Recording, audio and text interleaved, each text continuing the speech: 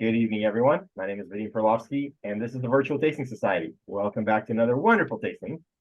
Today, we are welcoming back Starward Australian whiskey, no longer only single malt. So we're excited to taste some of their latest and greatest expressions. Vitale is one that we've been talking about, limited release.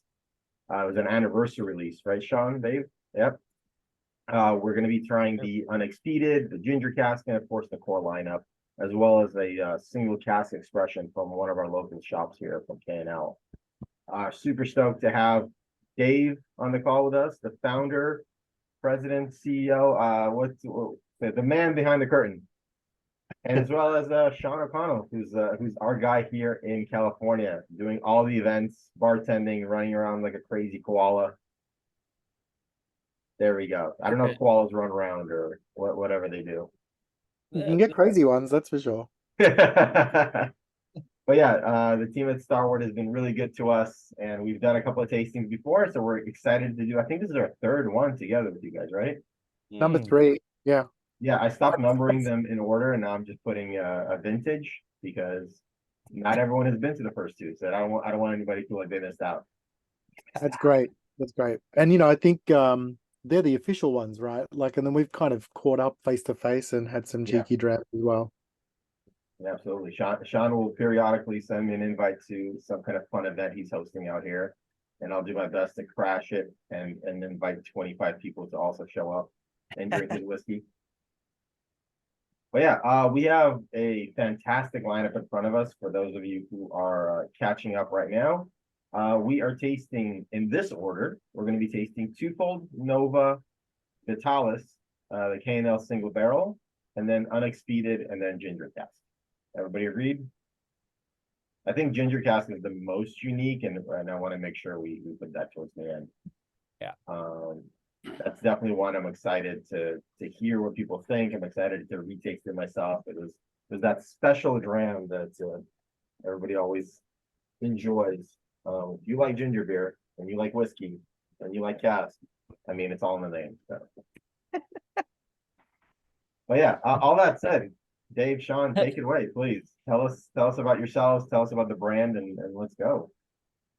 So thanks, Vadim. Yeah, this is our third one, which is pretty exciting. I'm the founder of Starward. It's an Australian whiskey, if you didn't gather from the accent.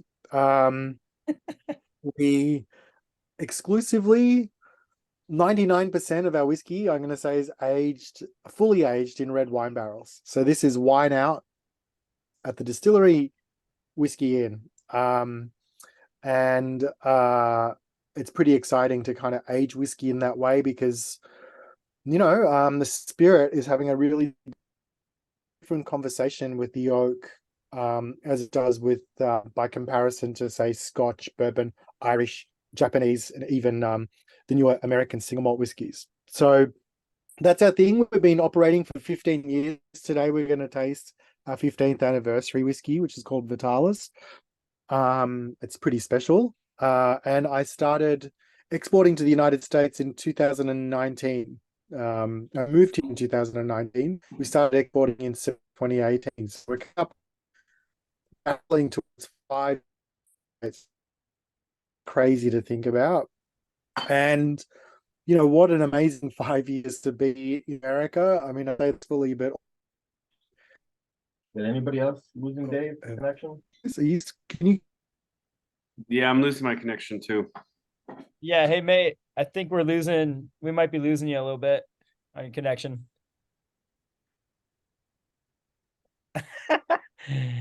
He does this on purpose, huh? I heard frozen. His face is frozen. I'm gonna take a photo of that one for the Slack channel. Oh no. He beat you to it. Damn it.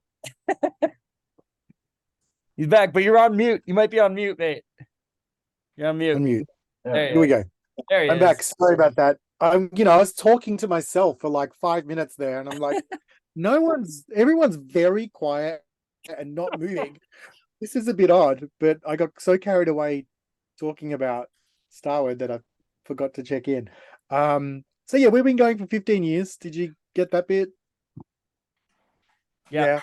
Yep. 15 years, and we launched in the United States in 2018, September 2018. So we're coming up on 5 years, and I was kind of like thinking about that in terms of like, wow, it's been a really interesting 5 years to be building a whiskey brand in the United States. Living in the Americas is one thing, but just in terms of building a brand over the last 5 years, boy, it's been quite an interesting time, right? Like I think on one hand, if I look back on the first 5 years of Starward, like we didn't have the open-mindedness and audience that we have for whiskeys from other places that we do right now.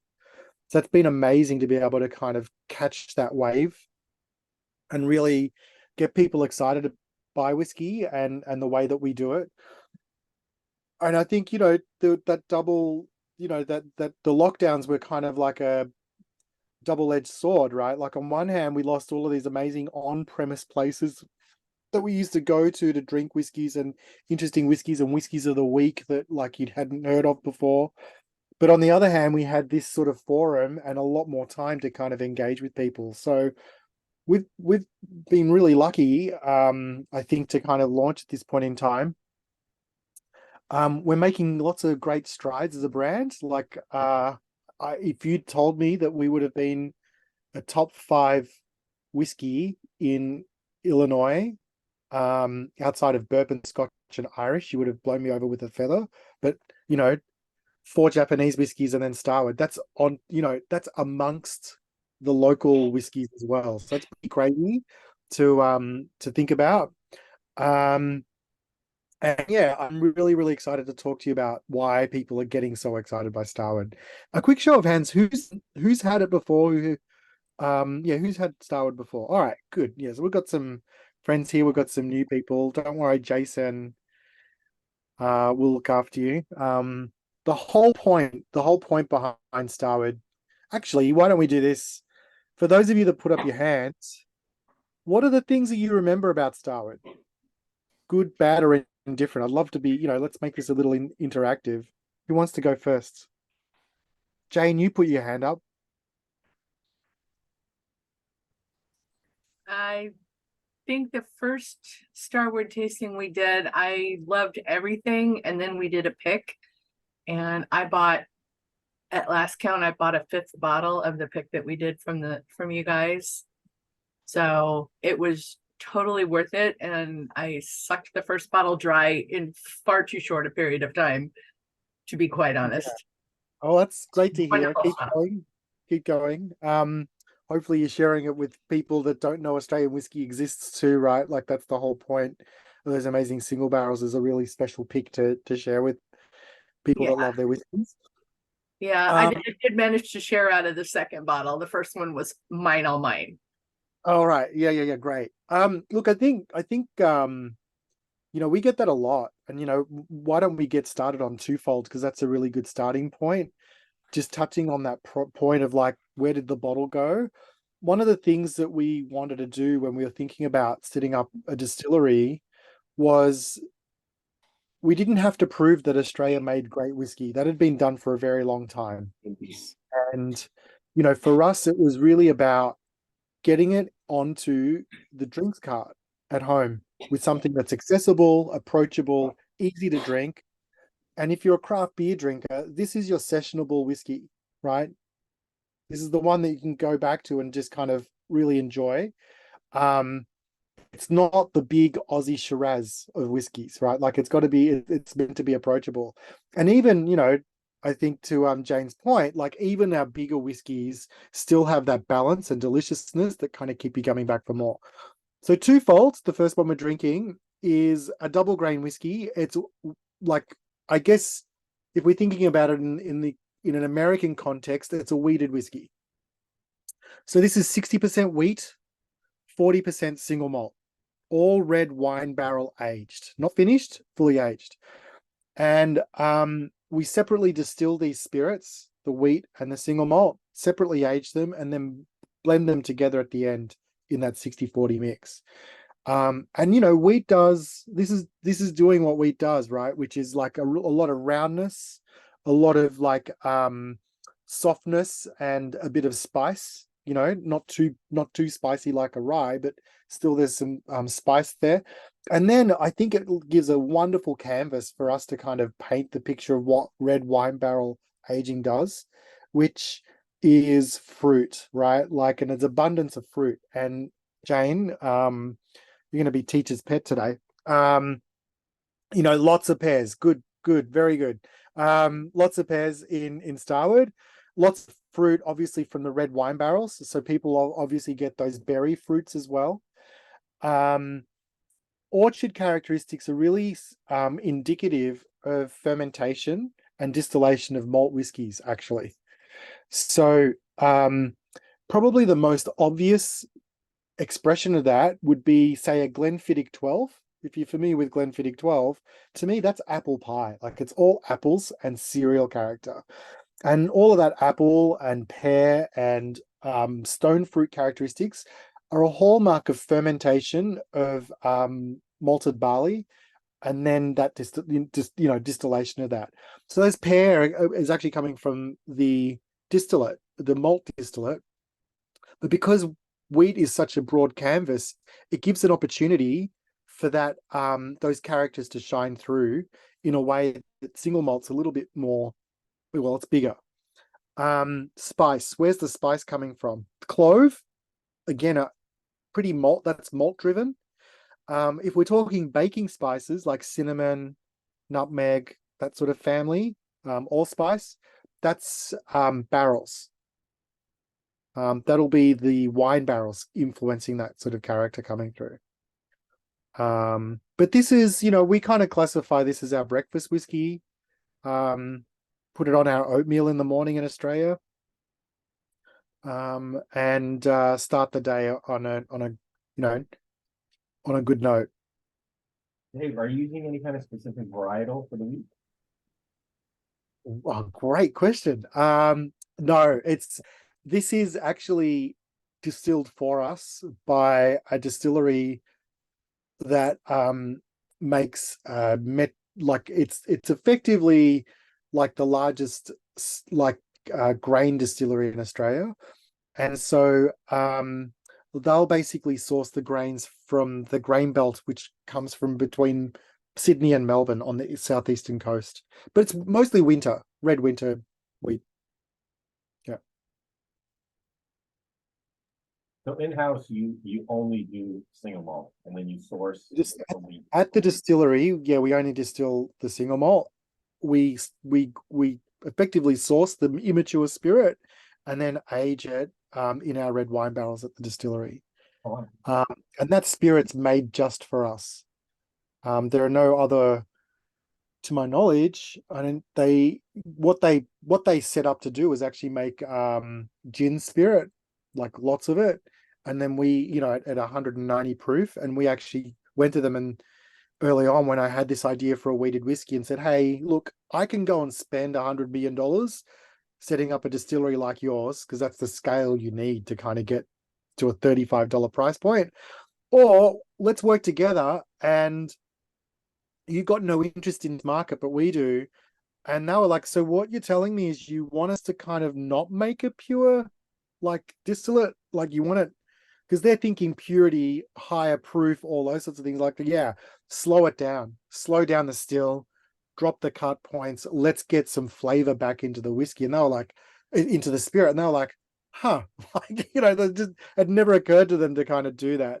So so we've been working with them since 2015, yeah. And great partners. So this one was this expression was an afterthought, right? This wasn't, you didn't come out the gate with it. Yeah, I wouldn't call it an afterthought, because it's always what I wanted to do. Mhm. But Vadim, you know, as I was just saying, like when I started, it wasn't 2023, right? Where everybody's got an open mind. Whiskey can come from other places. You know, sourcing good spirit from other distilleries is not like heresy. Like, it's good enough for like the likes of, you know, a Whistle Pig and a High Spirits and like, you know, Pinhook Blend and, you know, all these, you know, like we've got a world where that's something that if it's done in an artisanal way, then there's nothing wrong with it. back in 2015, whiskey in Australia was synonymous with Scotch in the way that whiskey in America today is kind of synonymous with bourbon, right? So people's mindset, if I said, do you want a whiskey, would be they were thinking you're giving them a single malt whiskey. And so I needed to start there to earn credentials. I needed to start there with earning credentials as a single malt whiskey distillery.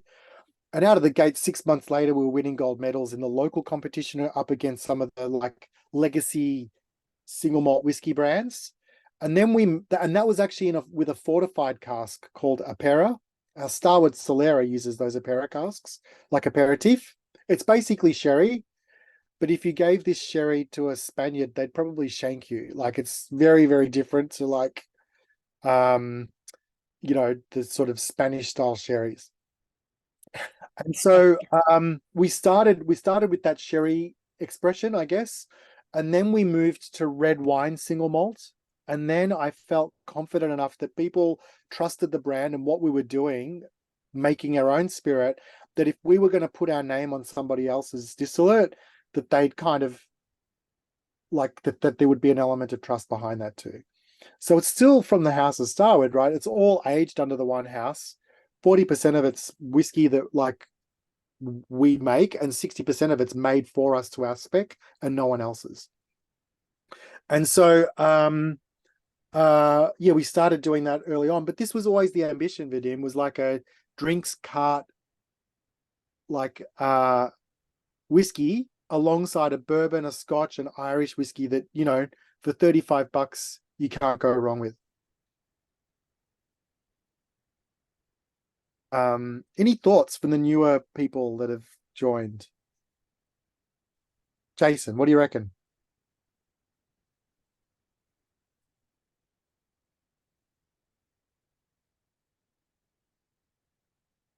Oh. Did we lose him? Oh no, you're on mute, mate. I think you're on mute, Jason. Not by accident. That's how we like them. There you go.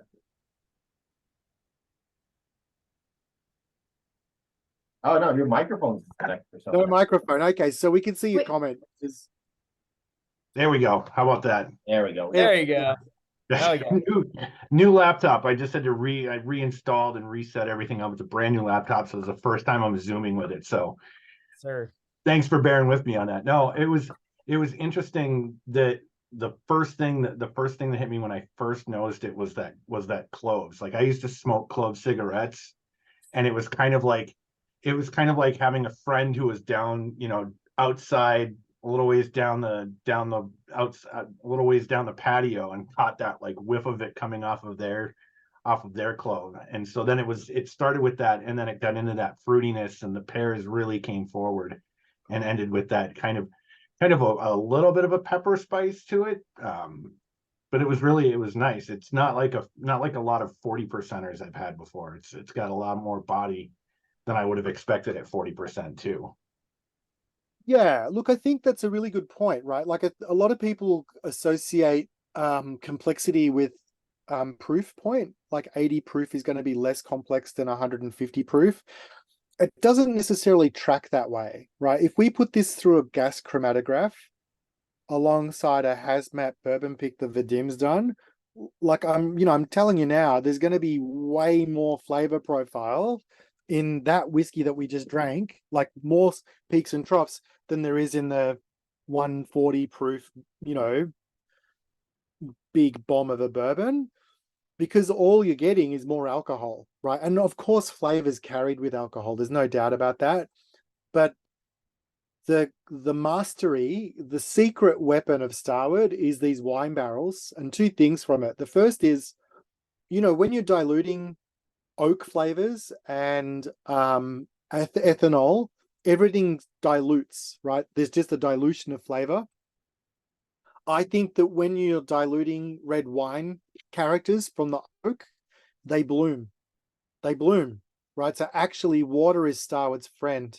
And that's why these make amazing highballs too. All of our whiskeys make great long drinks, because the red wine characteristics actually open up even more than all of the other characters compared to, say, a bourbon. And certainly, like, Japanese whiskeys are delicious and delightful and very, very delicate, and have a balance, but a delicate balance, right? Between oak, spirit, and the previous use. For me, we got this balance, but it's present. You feel it, you see it, just to your point, Jason. And I think it's those red wine characteristics. And the second point is about the secret weapon, along with those wine barrels, is it's wine out, whiskey in, right?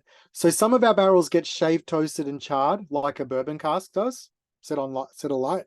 But the sheer majority of wine barrels at the winery arrive at the distillery the day after, and we fill them still wet with wine. So parking the wine aspect of that, what are we dealing with? It's there's no char. So we're extracting different flavors from the oak than you would when it would be a charred barrel. So not as sweet as you would expect, right? So those tannins and lignans in brand new American oak barrels are caramelized, So yeah, it's a very different conversation, as I was saying earlier, with the oak barrels. They're all coming from the fact that we're using red wine. I think Amanda, you're right? Like, that's the whole point. This is just a great, easy drinker, good way to start the night, start the day, right? Start the day. For me, I'm not talking about 9 a.m., but traditionally, when you're thinking back to like the old world of whiskey, it used to be the Chesterfield in the library with a fireplace and a tweed jacket and a pipe. That's kind of the world of whiskey. End of dinner, late, right? And this whiskey gives you the opportunity to say, well, actually, before dinner, light and refreshing, maybe not neat like as a highball or a Manhattan, or something fun like a whiskey apple, which Sean will tell you about all later on. Who's the butler with a whiskey bottle? You did. What was that game where you like try to figure out who the killer is? All right, there you Blue. go. Blue. Blue. Blue, right? Blue. You like all the things by the fireplace with the bottle. Yeah. The mustache. Yeah, it's a game of Clue. I like that. Cluedo. That's what it's called. Yeah. So that's not right. That's twofold, right? Really, really easy sipping whiskey that like just does everything that the box says. It's Asian red wine barrels. It's weeded. It's light. It's easy to drink. It's a great sipper. The thing I love about this is that whether you love whiskey and have never tasted it before, you're going to go, wow, this is really interesting. Or whether you've never tasted whiskey before, I think it's going to challenge your perceptions, right? Like, this is not what people think it's going to be, and people get it makes for a lot of fun to share with people. Shall we go on to Nova? Do it. Yeah, let's do it. Or just before we do that, the whiskey apple reference, something to try at home for sure. So in Australia, it's pretty common if you go to a bar and order a whiskey apple, they'll have, a lot of the bars will have a bowl of Granny Smith apples and a Breville juicer just right there on the bar. So you order the whiskey apple and they just take one full apple, run it through the juicer. You get this really nice aerated, fluffy apple juice that's just like fresh and green and tart and beautiful. And then they throw a shot of whiskey in there, some ice, and a straw, and there you go. And there's your whiskey apple. So definitely, if you have a juicer, I would highly recommend doing that with twofold. It's a beautiful pairing. Or if you come to one of my events, I might have a Breville and a giant box of Granny Smith apples, because I've been doing that a lot recently. All right. Events. Sean, we got to do an in-person event now. Yeah, absolutely. Yeah, let's do one. I'll bring the Breville. Sounds good. Cool. Amazing. All right. So I'm a little peeved that we're not doing Solera. That's one of my favorites. We've got more to share. There's more stuff here. There's so much more. Yeah. So much. It just means I'll have to go buy another bottle. I guess it does. Yeah. Okay. So, Nova. We talk about 60% wheat, 40% single malt. the single malt that's the 40% is Nova. So we make a super batch of Nova. Half of it gets bottled, and the other half goes into making twofold. Right? So you're going to get, I think if you found cloves, pears, and apples, you'll see them here. But the interesting thing is, this is a little more dense, right? The density of this whiskey and the flavor profiles in there is going to be a little bit more like, there's more going on. There's a lot more going on. And that's what I was talking about beforehand, that the wheat would create some light and shade and some space for everything to kind of shine through a little bit more. I think that I keep coming back to Nova and falling in love with it every time I take a break from it. So obviously, I probably at home, actually at home, I probably drink other people's whiskeys more than I drink my own because I'm not on the job. So I get to try other things that I don't get to try when I'm out on the road. But if I'm at home, it's more often than not, it's twofold. More often than not, it's twofold. And that's because it is so versatile. I can take it for lots of different walks. And if I'm entertaining, if I'm going to a friend's house, it's kind of rude if the founder of a distillery doesn't turn up with a bottle of whiskey. So, but more often than not, it's not because I'm being tight. I bring twofold because I know it's going to please everyone. Like the whiskey aficionados are going to go, what, a weeded whiskey? This is crazy. And then other people go, oh, I thought I didn't like whiskey, but I love this, or we can make some interesting cocktails with it. So twofold kind of gets way more of my attention than Nova does. But every time I kind of go, okay, I'm going to pour myself Three Fingers, and I don't know, Apple TV's got a new Hijack movie on, and I'm just going to sit down and binge on that. I'll kind of do Three Fingers and just get to know it again. And it's just so bloody delicious. This comes back to what I think Jane was talking about beforehand. This is at 82 proof. And if you're not careful, those Three Finger pours, 3 or 4 episodes in and half a bottle's gone. There's so much to this. Mr. Willison, what's your first name? I feel like you're in trouble if I say Mr. Willison. Jed, thank you. Jed, welcome. I saw earlier you said this is one of your first virtual tastings, so thanks for coming along. Weeded whiskey kind of refers to the grains, and what we're doing is basically sourcing just wheat spirit and distilling it in a column still, like you'd see at a Kentucky distillery, big column still. So it's fermented and then distilled, and then once that spirit is produced, we tanker it to the distillery and then fill our barrels with that spirit. It's just wheat spirit, so that's kind of a little rounder, softer. If you're comparing bourbons that are high wheat to high rye, a high wheat bourbon would be something like a Maker's Mark, and a high rye bourbon would be something like a Wild Turkey.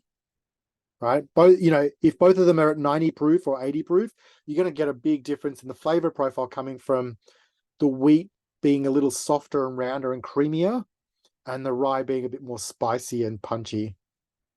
None of our whiskeys are smoky whiskeys. So single malt whiskeys from Scotland often can have a bit of peat smoke in them. And we're going to taste one that's finished in one of those barrels. We'll talk about that later. But peat isn't part of our story, not because I don't love peated whiskeys.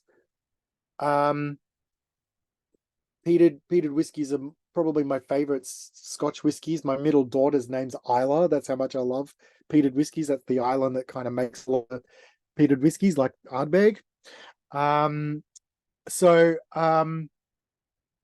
we kind of chose to avoid that smoky character because we wanted these to be approachable whiskeys. A whiskey that people that didn't know they like whiskey yet were going to fall in love with, right? And if you think of tequila and mezcal, right? Mezcal's an acquired taste. I love mezcal too, right? But it's an acquired taste, whereas tequila, most people can get their head around. Modern tequilas, well-crafted tequilas, most people can get their head around. It's the same sort of mindset of like, okay, we've got some hurdles to jump already. We're from Australia. No one knows we make whiskey. You know what? Like, these are young whiskeys. They're 3.5 to 4 years of age. We're young whiskey, right? So from Australia, young whiskey, aging in wine barrels. Like, there's already 3 kind of like crosses against our like scorecard before we even get people tasting. So we needed to kind of at least make approachable and easy to drink to kind of counter that. I'm not getting the gags here, but I'll keep moving on. So Nova is our single malt whiskey. It forms the base of pretty much everything that we make. Everything that we're tasting from now onwards uses the spirit and the whiskey that makes Nova. In fact, everything that we're tasting today is used to make everything we make. So Twofold has it, right? Everything has Nova in it. Varying percentages and varying proof points, but it always has this whiskey in it. When we launched this product in 2014, is that right? No, 2015, we won our first double gold medal, best in class, at San Francisco World Spirits Competition. That was in 2015, with this whiskey. And last year we won 12 double gold medals, not best in class, but the best distillery at the competition. And this year we backed it up with another 12 double golds on top of that. So we're a 2-time 12 double gold medal winning distillery at the San Francisco World Spirits Competition. That's never been done before. And it wouldn't have been possible without this whiskey. Do you even have 12 expressions? How do you get 12 double gold? Great question. Some barrel picks are in there. All of our LTOs go in. And then we've got some European exclusive whiskies that are core over there that we don't get over here. I hope you submitted my barrel pick from a couple of years ago, because that would have been a triple gold. Yeah, well, that was before we started entering awards with him. Okay. Yeah. Hey, Dave. Yes. Jane mentioned something. She said about proof. She said, I was finding it interesting how even 1% of proof can make such a huge difference.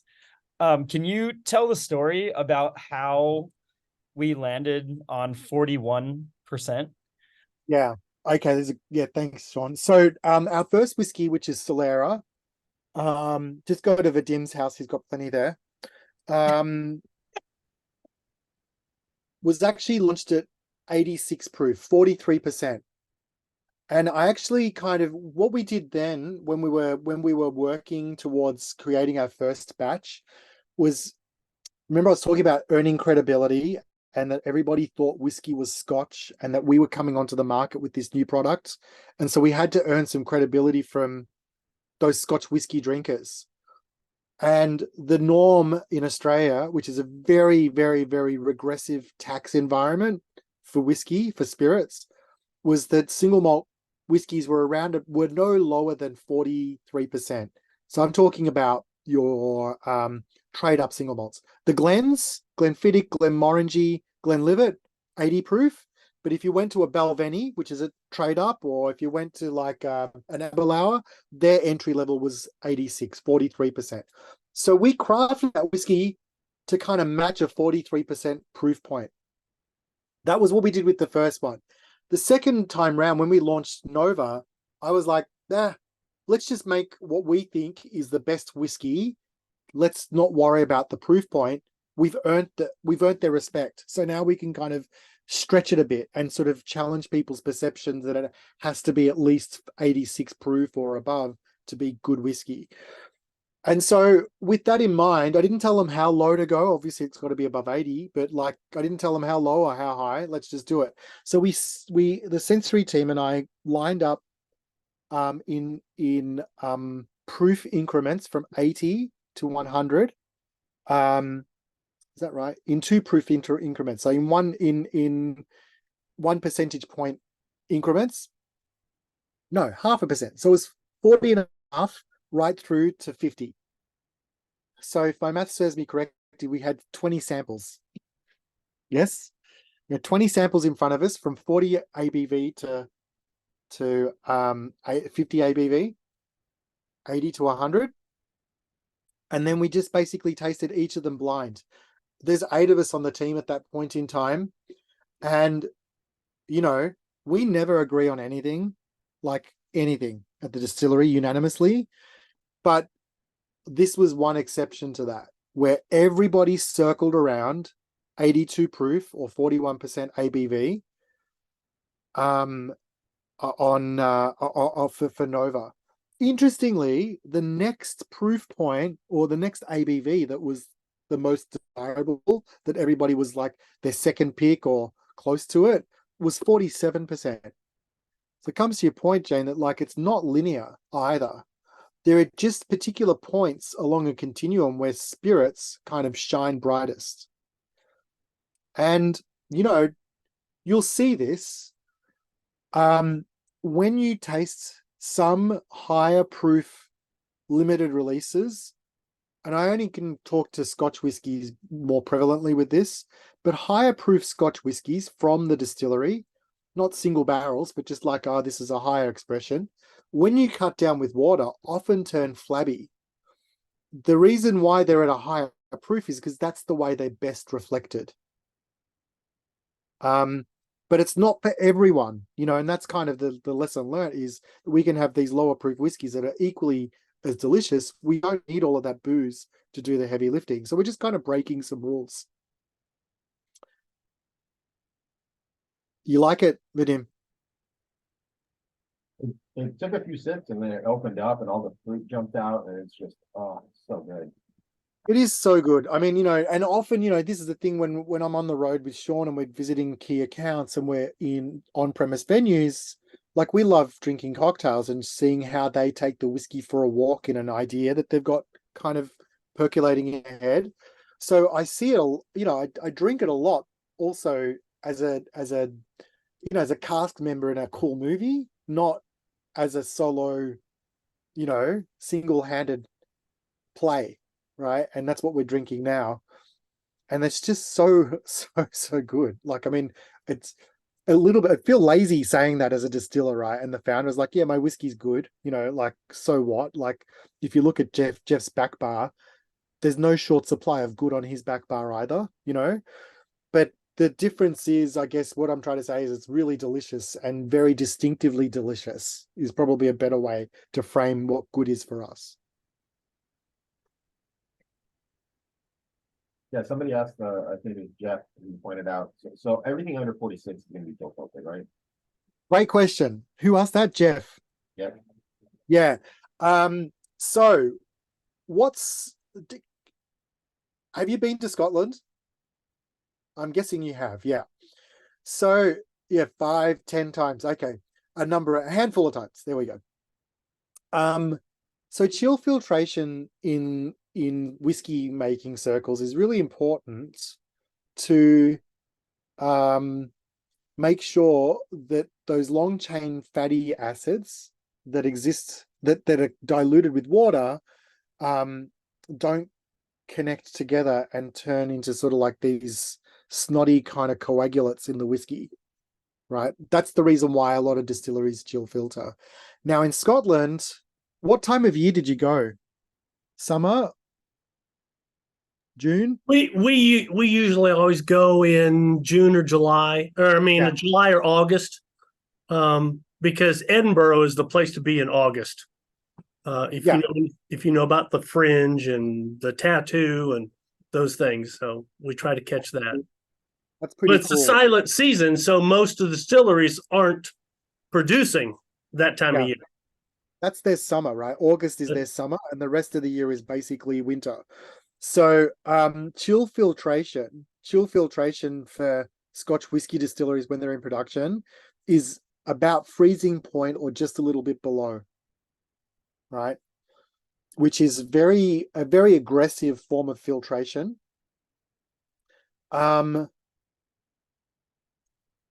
We filter, it's chilled, but to about what would be ambient temperature in Scotland.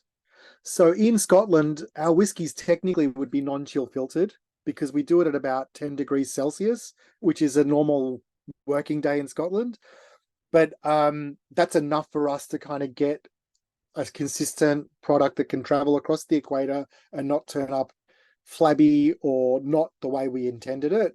And it's an important part of the process. We've done forced aging. So what you can do is turn a fridge into an oven by putting an electrical element in it, and then you can cycle between fridge and then oven. And what that does, that forced aging, if you do like 300 cycles, is effectively imitating seasons and seasons of change. So we force age our whiskey often, and it's a lot nicer when we chill filter at that 10 degrees Celsius than it is if we don't. Yeah. Oh, you visited Starward in 2015. That would have been at Essendon Fields at the old site. Yes. Yeah. It was not very long after you just started. Yes. There was no, I mean, we just showed up because there was no like planned tours or it. No, Jeff, and that was quite deliberate. We had a tiki bar, like a backyard tiki bar as our bar. I got to find that. I know who's got it. I got to get it back. The reason why was we didn't have anything to say, right? We were still figuring stuff out. And one of my mentors has a great quote, which I love, which is from Max Factor, the lipstick guy. He says, in the factory, we make lipstick. At the concession, we sell dreams.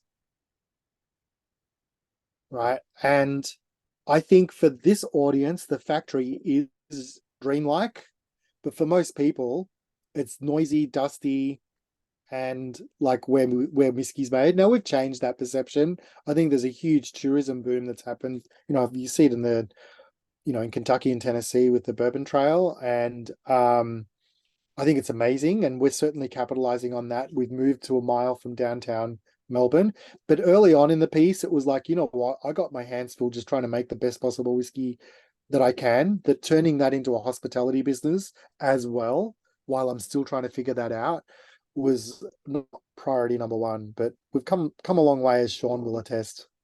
Well, and you mentioned the forced aging that's what kind of caught our attention way back then. But so, we went and I think you kind of got away from the forced aging now, right? Oh, so all we do is force age samples of the whiskey. Thanks for clarifying that. So these are just bottles that are packaged just to see what happens to the whiskey over a period of time in a bottle, right? Like it's trying to imitate, I buy a bottle of whiskey today and then I hold it for 20 years. What's it going to taste like in 20 years time? Because it's, the environment's going to have a big impact on that. The whiskey's not forced aged. Like the aging process at Starward is completely natural, but very, very different to Scotland and Kentucky and Ireland and anywhere else in the world. So we definitely don't have 2 seasons, June and winter. We have 4 seasons, and sometimes in a day. Everyone's kind of familiar with the outback, right? The big desert in the middle of Australia. Well, there's another desert to our south called Antarctica, right? And so if the wind is blowing, Melbourne's in the southern part of Australia. If the wind is blowing from the north into Melbourne, it's hot, dry, think Palm Springs, right? Hot and dry weather, Arizona kind of climate. Upwards of 105, just like opening, the door to an oven kind of temperatures. But if it swings to the south, which is quite often the case, we're getting cold Antarctic breezes in the distillery. And it's humid because it's picked up a lot of water off the ocean. So we have this humid and cold climate for part of the day or week, and then this hot, dry climate. So this huge diurnal range means effectively the environment is force aging the whiskey, not us, right? And so in 3 Melbourne years, we can have these whiskeys that are double gold medal winning, at San Francisco. How big are the temperature swings in, like on a, it can get from 110 down to 65 in about 30 minutes. 65 and cold, like, like you feel like it's just about to rain, and then it'll go back up to 110 the next day. It's crazy. Like I remember once I left home. I'm a 20-minute drive from the airport. I left home and it was like Palm Springs. And when I got to the airport, I was like, oh, this doesn't look good. And by the time I got to the plane, it was pelting down that we couldn't take off. Yeah. Colin, you So went to Australia. How many different outfits did you have to bring with different seasons? Yeah, Me? I packed everything because I was like, I kept hearing this story, and like, you know me, I always carry my map around, my map of Australia. So I'm just getting ready for it, and yeah, I just packed everything, man. And I wore everything. Like, it's true. Like at night, it was cold. Like we were cold and it was like raining. This was in September. And then during the days, it was sunny and warm. And we were wearing t-shirts. And that happened. That was every single day that we were in Melbourne, 7 days in a row. So yeah, I think I may have even underpacked, because I remember like putting on multiple layers a couple of nights. Like I had like a big sweater and then I like put another one on over it. Everyone had a jacket and I was like, oh, a jacket. That makes sense. Probably should have brought one of those. You couldn't go to the distillery and grab one? What's that? You could just go to the distillery and grab a Starward jacket? Do we even have Starward jackets? I don't even know if we have those. I don't think we do. We need to get some. I think we should go full on Patagonia jackets. Sean, what do you reckon? Oh, let's go. Lifetime warranty, man. Yeah, do it once and do it properly, mate. Never have to worry about it. Yeah. Just given that, can I share my screen real quick? Yes. Oh, no, here we go. Yeah, be careful, Vidim. Might not get it back. Uh-oh, what am I doing here? Wait. I also have a new computer, and I don't think it's gonna let me. Never mind. We can do that later. I'll figure that out later. I mean, it's open, so you're welcome to do it if you'd like to. All right, let me see if this will work. It's just kind of like, while you do that, I'm gonna just stick on this Vitale. Yeah. All right, so let's move to Vitalis, which is the third one. To that. We can figure it out. And Vitalis is a really special whiskey. Like, I don't play favorites with our whiskeys. I love them all, right? I really do. I'm really proud of all of them. But objectively, this is probably the best whiskey we've ever made. I just think that the work that the team have done to craft this whiskey is unbelievable. As I said earlier, 99% of our inventory is red wine barrel aged whiskey. So you build a muscle around the things that you know, right? But let's face it, aging whiskey exclusively in red wine barrels, and once you know how to do that, becomes a little boring for the team. So we do take other barrel types for a walk for our projects, these limited release projects that we have from time to time. And so Vitalis is actually a bit of a greatest hits of the projects that we've released over the last 15 years into one whiskey. It's obviously, the backbone of it is red wine barrel aged whiskeys, but there's some Apera casks, the first whiskey that we launched. There's some rum barrels in there as well. There's some ex-bourbon casks. There's some tawny barrels like port. There's second fill Starward barrels in there too. And I'm sure I'm missing one, Sean. What have I missed, mate? Red wine, Apera, rum, bourbon. Red wine, Apera, rum, bourbon. First and second fill Apera. Oh, first and second fill. Yeah, okay, great. So this is everything. This is like a kitchen sink thrown at a whiskey. Now, if you're a blender and someone says that to you, your first instinct is this is going to be Frankenstein, right? Because it's kind of just bolted together all of these different components that often don't play well together. But this is just like a symphony of like amazing characters and flavors that for me, I guess, being like a, you know, red-blooded Italian, so very sentimental, kind of just evokes so many wonderful and fond memories of all of the things that we've achieved at the distillery that it's hard not to kind of, you know, make this a bit of a standout. It's also at 104 proof, so a bit higher, quite high for Starward actually. For us, it's one of our higher releases. And just this is, you could sit on this for an hour and still kind of pick it apart. There's just so much going on. But I'd love to hear, what have we got here? Plum and brandy notes. Good. Jane, you're still top of the class. Port notes.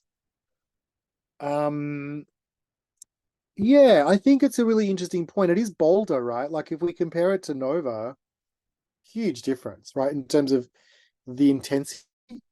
But what we try and do, one of the things that like I'd encourage you to think about when you're tasting whiskeys is think about balance, right? So what's, you know, like go take a step back and go, okay, what's going on in this? Like just at a macro level, it's a bourbon, right? Okay. You know, we're not talking about Starward now, just generally speaking. It's a bourbon, right? It could be Angel's Envy. Okay, it's finished in a ruby port wine barrel. How interesting. Okay. Am I still getting the bourbon characteristics coming through? Does the bourbon still taste like a bourbon? Is the port wine additive? Like, is it balancing what the other characters have there? And am I getting what bourbons are famous for, which is that amazing kind of characterful, flavorsome oak character as well, right? So with Angel's Envy, it's like a triangle, and Starward for that matter. There's previous use barrel, the oak and the spirit. Are they in balance, like an equal-sided triangle? Even with bourbons that aren't finished, like you have the oak characteristics and the spirit characters. Is this kind of balanced? Am I getting a balance between the spirit and the oak characters? Is the interplay kind of balanced from that perspective? And I guess one of the things that like kind of picking on Vadim and his hazmat barrels, but like one of the things that like I find with a lot of those extremely high proof bourbon cask finished single barrels is they're not balanced. Now, if that's what you're looking for, great. But one of the hallmarks and one of the things that like we hold ourselves ruthlessly accountable for at Starward is balance. And so even though this is at 104, I think it still maintains that balance. And that's a really important hallmark of everything that we do. Even ginger beer cask. We'll come back to that later. You only have Starward hazmat barrels. Yeah, right. They don't exist. I go through them all, mate, and say no, not for Vadim, not for Vadim, not for Vadim. I'm gonna break your back, mate. I'm gonna kind of get you to see that like lower proof whiskeys are equally as fun and delicious and exciting as poke you in the eyes. Who likes big Aussie Shiraz whiskeys? No one. Shiraz wines. No one, right? Everybody loves them. Like, oh, okay. Those big poke you in the eyes, like, hi, I'm an Australian wine. Ay, ay, ay. We're going to do a wine masterclass. Aussie wine Here, we masterclass. got it imported. Let's do it. Hey, next time you're in town, we got to do something like food and wine and cocktails. Yeah, let's do it. I think that'd be a lot of fun because, look, you know what? I mean, obviously there was. I heard you like food a little. I don't know, maybe. Sean, every time Sean brings you to town, he keeps you far away from you. I think he's afraid. Yeah. I know how you get, Vadim. I know how you get. Well, you know what it is, Sean. Let's be honest. It's not actually Vadim, it's his friends. I will say, I accidentally, the bottles you signed for me are picked. I was going to a bottle share and I actually accidentally grabbed one of those bottles that's signed. So now I have an open signed bottle that gets shared. All right, let's find a close. We'll find a closed bottle and sign that too. No, but like at the end of the day, it's cool. I'd rather share it than have it sitting in the garage. I love that. Any thoughts apart from Jane? I think we're going to mute Jane for a bit. Any other thoughts on Vitalis? I've kind of like waxed lyrical about it. It's probably a bit awkward if someone doesn't like it now to say it's not my cup of tea.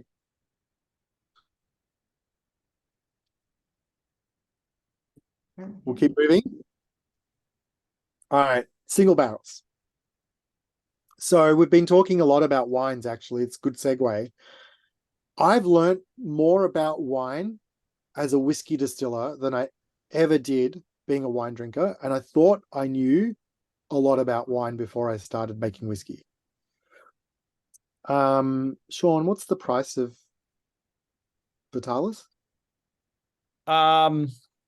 Retails right around 150. That's right. So our single barrels are really a lot of fun to kind of pick. And the way we do it, because of the logistics of crossing the Pacific Ocean, and certainly during lockdowns and 12-week transit times and all this sort of stuff, we basically what we did was basically went to the distillery, picked a batch of barrels, sent them over bottled, and then we do the customization stateside. So what that means is we could do a single barrel pick, and then 4 weeks later it's in your post box, as opposed to having to then get it bottled, ship it over, clear customs, get it to the distributor. They're already here. So the great part about that for me is I get to go over and pick these barrels and do the little bit of like curation of the stories we want to tell. And the wonderful thing about Starward is, and our single barrels, is that they're the component parts that make up Nova and Twofold. We don't do quirky barrels, very rarely, right? They're not like, there's been a few, very, very, very, very few, but the majority, the absolute 80, 90% of what we see as single barrels here and around the world are component parts that make up Twofold and Nova. Now, if you were a bourbon distillery, that'd get pretty boring very quickly, because they're all brand new American oak, and a lot of the flavor profile comes from the barrels, and they've dialed that into a science, right? So if you go to a Kentucky cooperage, they'll say each of the distilleries has their own specifications. They're guarded as a trade secret, and they do it every day exactly the same way. I can't do that because I'm sourcing wine barrels, right? I can't go to a winemaker and say, hey, Sean, Vadim, your mate down the road that's making the other Shiraz in this region, he's using this type of barrel from this cooperage and forest. Can you do the same thing? Like, there's going to be a 2-word answer, 1 syllable each. You can imagine what it is in a very Australian accent. It's not going to happen.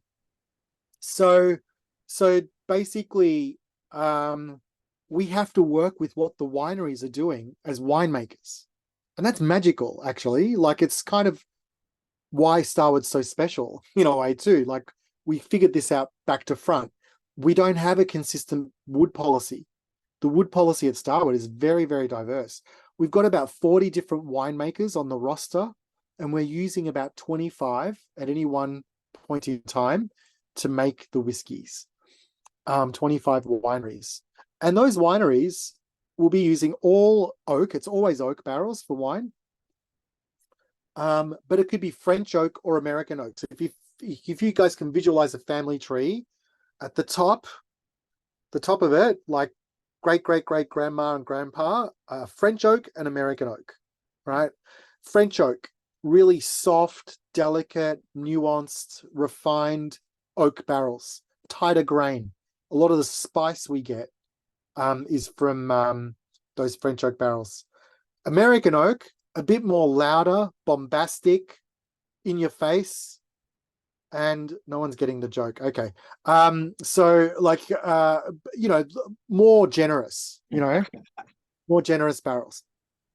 So basically, that mixture of French and American oak gives us a really interesting kind of framework to then architect the barrels. I'm going to get to your question in a sec, Jeff.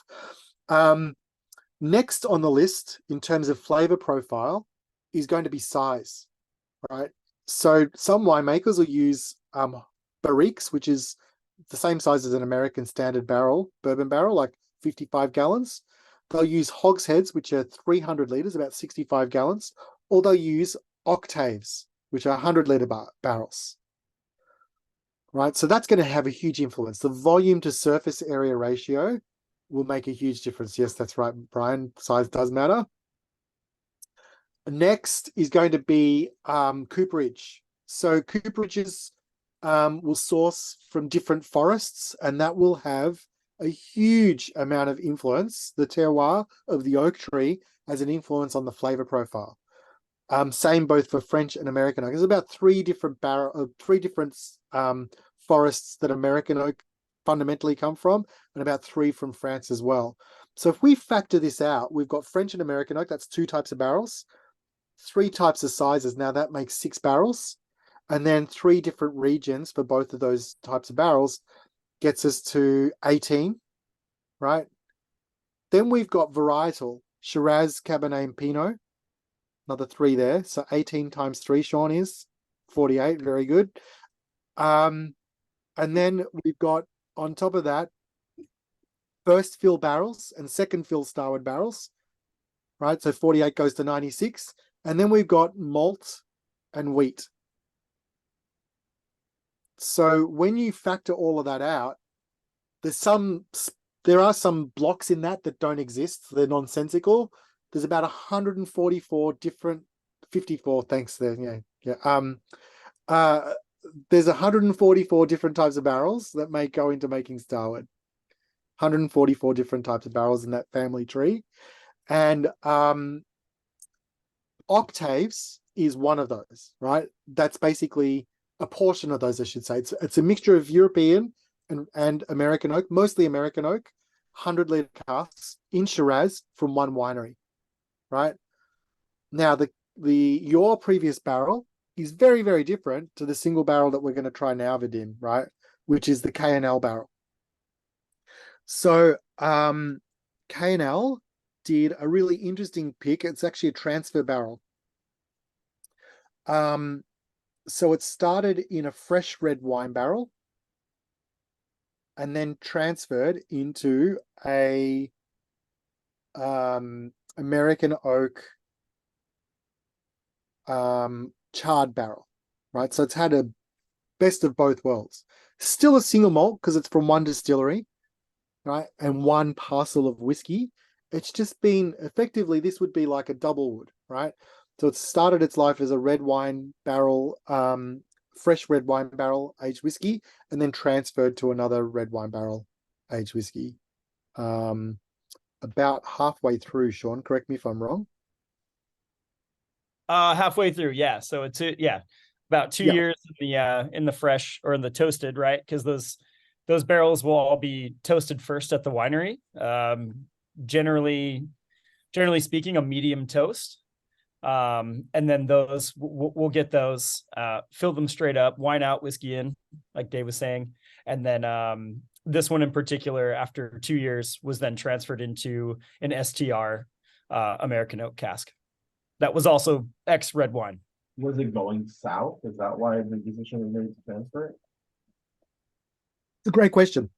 So we have a really rigorous QA program, quality assurance program, which was born of the fact that, between us, when we started, we really didn't know what we were doing, right? We didn't know what we were doing. And so for us, the objective was to jump on top of problems quickly, fail fast, right? Fail fast was the mindset. And if we had some problems, then we would kind of deal with them really quickly. So we know within now these days, like when this barrel was filled and at this point in time, we know within the first 6 months if we've picked the wrong barrel, right? If a barrel is bad, we'll know within 6 months. It shouldn't even get to that. Like the error rate in picking barrels, in terms of this should never have even been purchased is very low, like less than 1%. Like we've dialed it in because we know what to ask the winemakers, right? Not every $100 red wine that's seen oak makes a great Starward barrel, right? That was where I started. It's like, well, if it's, if it's coming from this winery that's esteemed, then it's got to be good. But take Pinot as a really good example. I bring up varietal because it's got less to do with the grape, has a little bit to do with the grape, but more to do with the winemaker's mindset. Like there aren't heavily oaked Pinots, right? They're typically lightly oaked.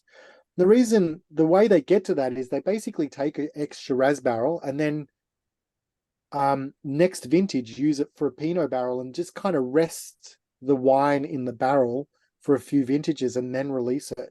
So the purpose of putting the Pinot in a barrel is less about extractive wood characteristics and more about just kind of integrating the wine, I should say. Whereas with a big Aussie Shiraz poke you in the eyes, that's all wood, that's all oak, extractive wood, right, that they're adding. And that's really important if you want to cellar a wine for like 20, 30 years as well. So a Pinot cask is probably going to have seen 6 or 7 vintages at the winery compared to a Shiraz barrel, which best case scenario for us is 1 vintage. And then to us, it's going to be really generous. So I guess what I'm saying is that it really, that family tree really kind of creates a lot of diversity. But coming to your point of like, our winemakers know what to ask. And more often than not, it'll be, they told us it was a 5 vintage wine barrel, which is like, okay, we'll take it because we want light and shade. But actually it was closer to a 6 or 7 or an 8 vintage wine barrel. Still good, right? Like sensorially, there's nothing wrong with it. But we're going to there'll be nothing left in the barrel by the time the whiskey is aged and extracted that characteristic because it's a tired barrel. So what we'll do is basically move them because we don't think that they're going to be as generous from the red wine and oak characters we want them to be. So that's where the transfers happen more often than not. And we will know that at around the 18-month to 2-year mark. So what would have happened with this at 2 years, which is when it happened, we're effectively at the 2-year mark, basically putting it into the nursery, ready to be emptied in the next 12 to 18 months, or we need to keep an eye on it bucket. And so there would have been a check. Bucket first. That's what it takes like that. Yeah. So at the 6-month mark, it would have been like, is this in a bad barrel? No. Great. Keep going. 1-year mark. How's this traveling? Okay. For all intents and purposes, the spirit and the oak and the wine are doing their thing. At the 18-month mark, it's like, okay, when we line up these barrels that are all 18 months, this one here is clearly the outlier and not working as hard as the rest of them, probably because it's an older vintage. Let's keep an eye on it. And it doesn't mean that we'll take it out because second fill Starward barrels are bloody delicious. So if we can get that from a first fill, then that's great. But don't forget, we get second fill barrels for free, right? They're empty Starward barrels. If that makes sense. Whereas we're paying for brand new barrels from a winery. So if we're not getting the value from the premium we've paid to get the barrel, get rid of it. There'll be a brewer that will take it in a heartbeat, right? It's still generous for them because they're at like 4, 6, 8% ABV, right? So we can get our money back and put it to work in a more generous barrel. So that's the mindset. Makes sense. Yeah, I was gonna say it's interesting that you don't want a cask that has been used for multiple years in the winery, because usually, the best sherry casks are the ones from bodegas that have been there for 30 years.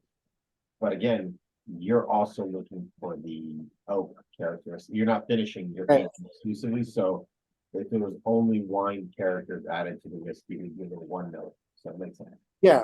You guys are familiar with Westward, right? Yep. I think they make one of the best finished single malts in the world with their Pinot cask finished, right? But it's Pinot for a reason, right? Because it's a finish, and they're just looking for the fruit character, not the oak. If they did a finish in a first, like one vintage Shiraz from the Napa, I'm not sure anybody would be, jumping over like hot coals to go and buy it. Interesting. Right? The wood policy matters. Like I said, I've learned way more about winemaking than by doing this than I have about like drinking wine. Because the intention of the winemaker has a huge impact on our wines, on our whiskeys. And so that's why, we could release a single barrel every week of the year, and it'd take us 3 years to go through the whole inventory of barrels we've got that make up Twofold and Nova. There's no one in the world that can do what we do in that way. Hey, mate, I have if anyone on the call is like me, I'm a very visual person. So I think that seeing that is really important. And I figured out how Zoom works finally after so many years. So I'm just going to share my screen. Can everyone see that? Oh, that's great. We're Yeah. working this whole time. I just figured out how Zoom worked. All right. I had to go back to the, pandemic. Use them. Yeah, so this is what Dave was essentially describing, the family tree. You have your American oak, your French oak. This breaks down in your different size casks. What were the vintages? What were the wines that were in those barrels? You've got, when you're over here, you've got your fresh or those toasted casks, right? Those are toasted at the winery first, that medium toast. And then they could be that STR, which is really cool with the K&L barrel because we're trying a little bit of both of those, right? And this is what comprises the blend for Nova. So you're getting American and French, you're getting all of those different size casks to come together. And then again, what Dave was saying, we do this with our malt spirit and we do this with the wheat spirit. So that's where all those numbers and those breakdowns come from. I know we're kind of backtracking because Dave just mentioned all this, but as you kind of, the triangulated blending, there you go, with the wine character, the spirit character, the oak character.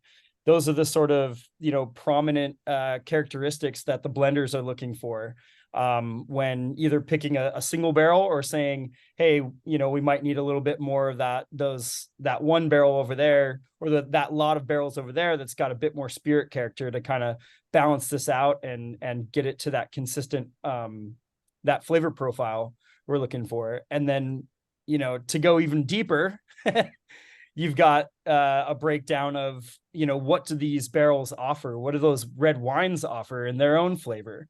What are the barley that we use? What does that offer? And what does the wheat offer as well, as far as flavor? So all of those are factors and, play a huge part into what you're drinking. And when you're thinking about Nova next to a single barrel, you can kind of like, something that I find so fascinating with Starward is I'll drink Nova. Well, I'll drink a single barrel that's all French oak, and then I'll taste one that's American oak, and then I'll drink Nova, and I'll be like, oh, okay, there's the French oak. Now there's the American oak. Now I'm tasting that. Now I'm tasting that. So, it's a very fun, complex whiskey. Again, complex not in proof but in flavor, and this is the reason why. So do you ever release individual wine casks? Because I know ours was a charred red wine. But it seems like when you do a single cask, you mostly focus on the wood, not the wine rate. Yeah, it's a great question, Vadim. Like, often the winemaker won't necessarily, in smaller wineries, like we'll know, like with the octaves, I can guarantee you that was old vine Shiraz barrels, right? Because we worked with the winery, they told us we know what they are. Some of the wineries, A single barrel. sorry? Do you The release, octaves wasn't a single barrel, no. But we could grab an octave barrel and create a single barrel with it. do you release octaves as single barrels? Because that would only be like $60.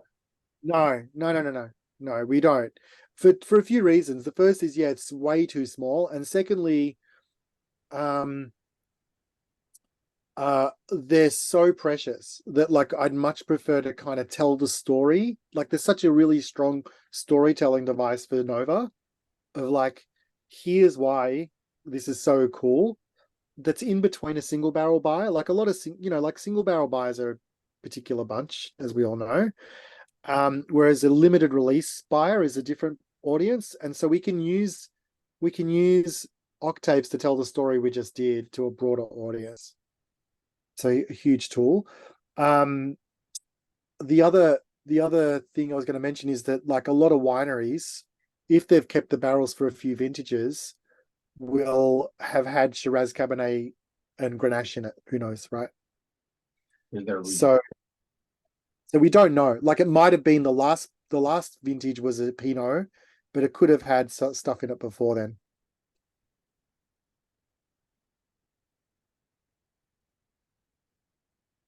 What do we think?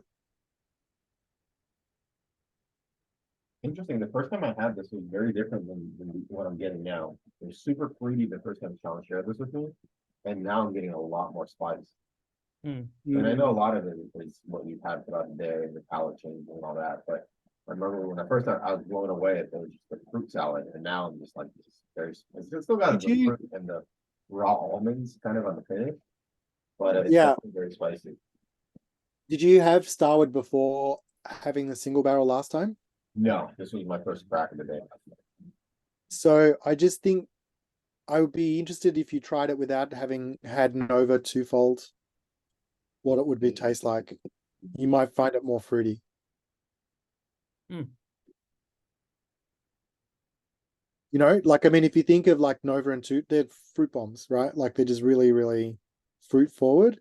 Whereas I often find that like for me, the single barrels like lean into the fruit character, but more from the flavors of the wines as opposed to the fruity nature of the whiskey. There's no pears and apples, very rarely, pears, apples, and berries for me. They're there, they're definitely there. It's the same spirit, but they're not the first thing that comes to mind. A reduction. Yeah. Jane, I can't keep looking at your notes. I'm gonna block it. I've noticed that pretty much all your single casks come out at like 55. How do you keep them that? Yeah. So it's not an artifact. We're not creating it's not an artifice, I should say. It's completely natural barrel strength. But we have a really interesting environment where we're aging whiskey. So, Jeff, what happens when you age whiskey for 40 years? What happens to the proof of Scotch whiskey when you age it for 40 years? The proof goes down and the wood influence goes way up. Correct.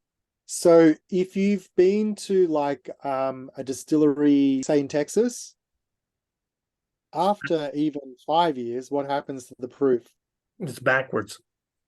Goes up. So the water evaporates, not the alcohol.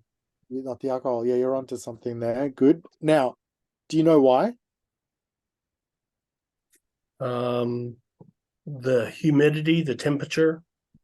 Yeah, it's humidity. It's actually humidity. So if you go to the Caribbean and have a 40-year-old rum, it's actually going to be low proof, even though you're sweating bullets, right? Because it's humid. So there's nowhere in the air for the water to evaporate into, right? Coming back to visual kind of cues. Whereas alcohol is molecularly smaller than water and it'll find space in the water to evaporate into, right? In a way that in dry climates, basically everything evaporates, but the alcohol evaporates last, right? So sorry about that. I know you guys need to go, but like thanks for coming along. But we've got a balanced environment where that hot, dry climate, the Palm Springs and Arizona winds coming into Melbourne, is balanced with the humid climate coming from the Antarctic. So actually, we fill at 110 and they come out at about 110 to 113. So very balanced kind of aging profile, equal parts water and alcohol. Vadim asked for another visual, and I've got one. I'll look at you. Perfect. I'm so glad you went back to climate. So yeah, so actually this is a really good map. I drew it, so I should know. All of those golden areas, actually the grain belt where grain grows in Australia. The grain that we source is basically the bottom right hand corner where like basically the outreaches of the star are the furthest we go. And same, the red wine barrels kind of are to the west of Melbourne, in the Barossa Valley, like that's up into Adelaide, a bit further up, mate. Yep, those ones. Right through to the tip of the star, which is the Riverina area. The top star, top tip. There we go. Yeah. And so basically that's that's all a day's drive of the distillery. So everything grows within a day's drive of the distillery. And then, yeah, we've got these hot, dry winds coming in because the prevailing wind is westerly into Melbourne, whereas in Sydney, it's actually easterly. So even in Australia, we have different climates for aging whiskey. I think the climate there is what I was most confused about. I've got a friend in Sydney, and it's always like, oh, it's so humid. But of course, I live in Northwest Florida. So their Yeah. idea of humid and my idea of humid are two different things. Very different things. So Sydney is definitely below, like the tropics are basically at the top of the barley growing area there, right? Okay. Right. So that's the tropics. That'd be, you know, approaching the panhandle in terms of latitude. Okay. Very much lower, but it's just humid because the wind is coming from the ocean in and bouncing against this hot weather from the west. The Desert winds there. desert winds, yeah. Whereas our winds are a little different. Like they're like, and those winds are tropical, like the easterly breezes of the Pacific Ocean, but the nice part of the Pacific Ocean, right? All of the beautiful Pacific Islands, you know, that we're familiar with. Yeah. Antarctic breeze. There's nothing to the west. I mean, I think the east coast of like South America is the next thing to our west. It's below Africa, right? So if we drew a line, Below Africa. Yeah. Yeah. Okay. like if you drew a line from Melbourne all the way around, we'd basically, you know, like a line west, we'd hit the east coast of Argentina. Is that Argentina? Yeah, it's Argentina, right? Like the east coast of Argentina. Okay. Yeah. Next landmass. That's how low we are. Okay. Yep. I didn't realize that Melbourne was so far south. Yeah, but it's Mediterranean in climate because of the hot winds from the north. Okay. So it's very, very specific, particular to Australia. And that's the thing. I think a lot of people kind of think of, you know, beyond Crocodile Dundee, right? Then people think of Sydney, maybe the beach, the northern beaches, the Great Barrier Reef. But it's very, very different, like in different parts of the country. Yeah. A friend of mine worked at it was an Air Force, I guess, radar site somewhere up in the central northern part of Australia, in the middle of nowhere. Yes, that would be Pine Gap. And see those black marks in the middle of Australia there, Sean? Yes. Yeah. Yeah, around there. So that's basically the CIA's listening station for Asia. Okay. That would probably be where he was. Yeah. That's crazy. And it's interesting, all of the fiber optic cables either come from the north, from Asia, come through Darwin, which is in the north there, or from into Sydney. And it's funny how that's kind of where the two shared military bases are for the US and Australia. So yeah, it's all listening devices for the rest of the world. Yeah. I've met several of the whenever I was still working way back when, several Aussie Air Force pilots that were coming to where I am for different training, weapons training and things like that. Yeah. Yeah, we got a really long-standing history of like working together from an armed forces perspective, obviously going back to the Second World War. But that's the visa that Australians have into the United States is like ridiculous. We never fill it. I think there are 70,000 work visas in the United States issued every year for Mhm. foreigners. Australia has 10 of the 70,000. 10,000 of the 70,000. So, I'm surprised there's not more of us around, but it's ridiculous. And it's a byproduct of our strong history of working together in terms of the armed forces. Ooh. Yeah. What's We- what's next? Are we on? Are we up with peated or is it ginger beer cask? Oh, I think we do ginger beer. Ginger beer and then peated? Yeah. Huh? Well, do we get any verdicts on the barrels? Heard you say Croc Dundee. I have to go grab it. Ah, yeah. There it is. That's not whiskey. We need Dave to say it. What That's not a what's the whiskey. one that came with the like the 3D label? PD label. Oh, okay, hold on, I'll go get it. Must have been a barrel pick. Somebody probably added their own label, like we did. So we're gonna do. What are we gonna do? Peated or ginger? Peated. I'd say I personally. I mean, it's your call. Your brand. It's your call. John, what I do mean, you you can go know? either way. It Peated- looks like I think Jed and Jane have started on peated, so we're doing peated. All right, Love it. Dave. I need you to say that's not a whiskey. That's a whiskey. Oh, I don't know. I don't remember that one. Who did that? What does it say? Starward. There's like a 3D label. All right. They paid more for the label than they did for the whiskey. You're muted, Tony. So peated. All right. It's from Prime Barrel, that's why. Prime. Yeah, they're great. Yeah, yeah. And I guess Legendary Starward I'll take number it. 27. pretty good. So peated cask. As I said earlier, we don't do peated whiskies, right? We don't have the infrastructure in Australia to do peated whiskies the way Scotland does it. If you're familiar with Scotch whiskey, the single malt whiskies are basically roasted.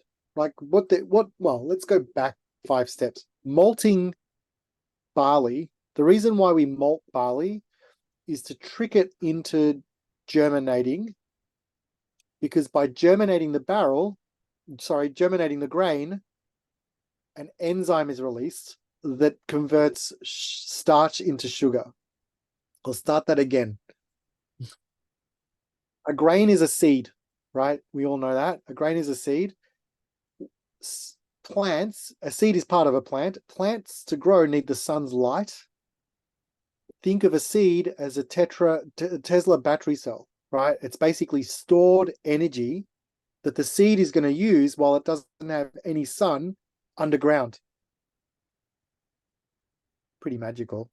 So basically, as soon as the seed gets a little bit of moisture, it goes, oh, I've got this complex starch that I'm going to use as energy to grow. I need to turn it into sugar because I don't have the sunlight. And so it releases an enzyme that converts starch into sugar. That enzyme is in malted barley is really, really powerful. That's why it's part of all of the different types of whiskeys that are made, like bourbons who use it, and you malt rye sometimes. So when we malt barley, traditionally, what they would do is wet it to trick it into growing and create that enzyme that will turn the starch into sugar. but we don't want it to form a blade of grass. So before forming the blade of grass, they have to stop germination, and they do that by applying heat, right? Back in the day in Scotland, the heat source was peat, right? Which is basically coal minus 40 million years. And they use the heat to heat up, they use the peat to heat up the kilns to dry the malted barley. But it's also really smoky. So that's why those traditional Scotch whiskies are quite smoky. Now today, you don't need those kilns to do that. They use big tumble dryers to malt barley. It's the same process that you use for making brewing beer. And so in Australia, the malted barley we're sourcing from a day's drive of the distillery is malted by companies that are making brewing beer. And peated brewing beer doesn't exist, right? No one wants smoky beer. Well, it'd be nice, but putting that to one side. So basically our maltsters don't have that infrastructure to smoke the malted barley the way that Scotch whiskey producers do. So the next best thing is to get a Scotch whiskey barrel and finish Starward in it. So this is Nova at about 4 years of age that we then transfer from one of those single barrels that we were tasting before, one of the 144, and then transfer it into a peated cask. The one that you're drinking now is 9 months. The one that's coming out shortly is going to be 18 months in a peated barrel. Okay, Jeff, you got to tell me what you think. Can't have a neon sign of the Ardbeg on the back wall and then... And this, I mean, if this came from an Isla peated cask, it's not Ardbeg, it's not... Man, I don't know, because it's not medicinal or briny. It's more ashy and kind of sweet. Yeah. Yes. I mean, I love all of the. If my middle daughter's name's Isla, you get the idea that I like all peated whiskies. But this is, it begins with L, and it's not Lafroig. There you go. Okay, that makes sense. More of a sherry influence. Yeah, some of these barrels are really cool. Like they're 60 years old. Like they're from the 1950s and 60s. So God only knows what they had in them before then.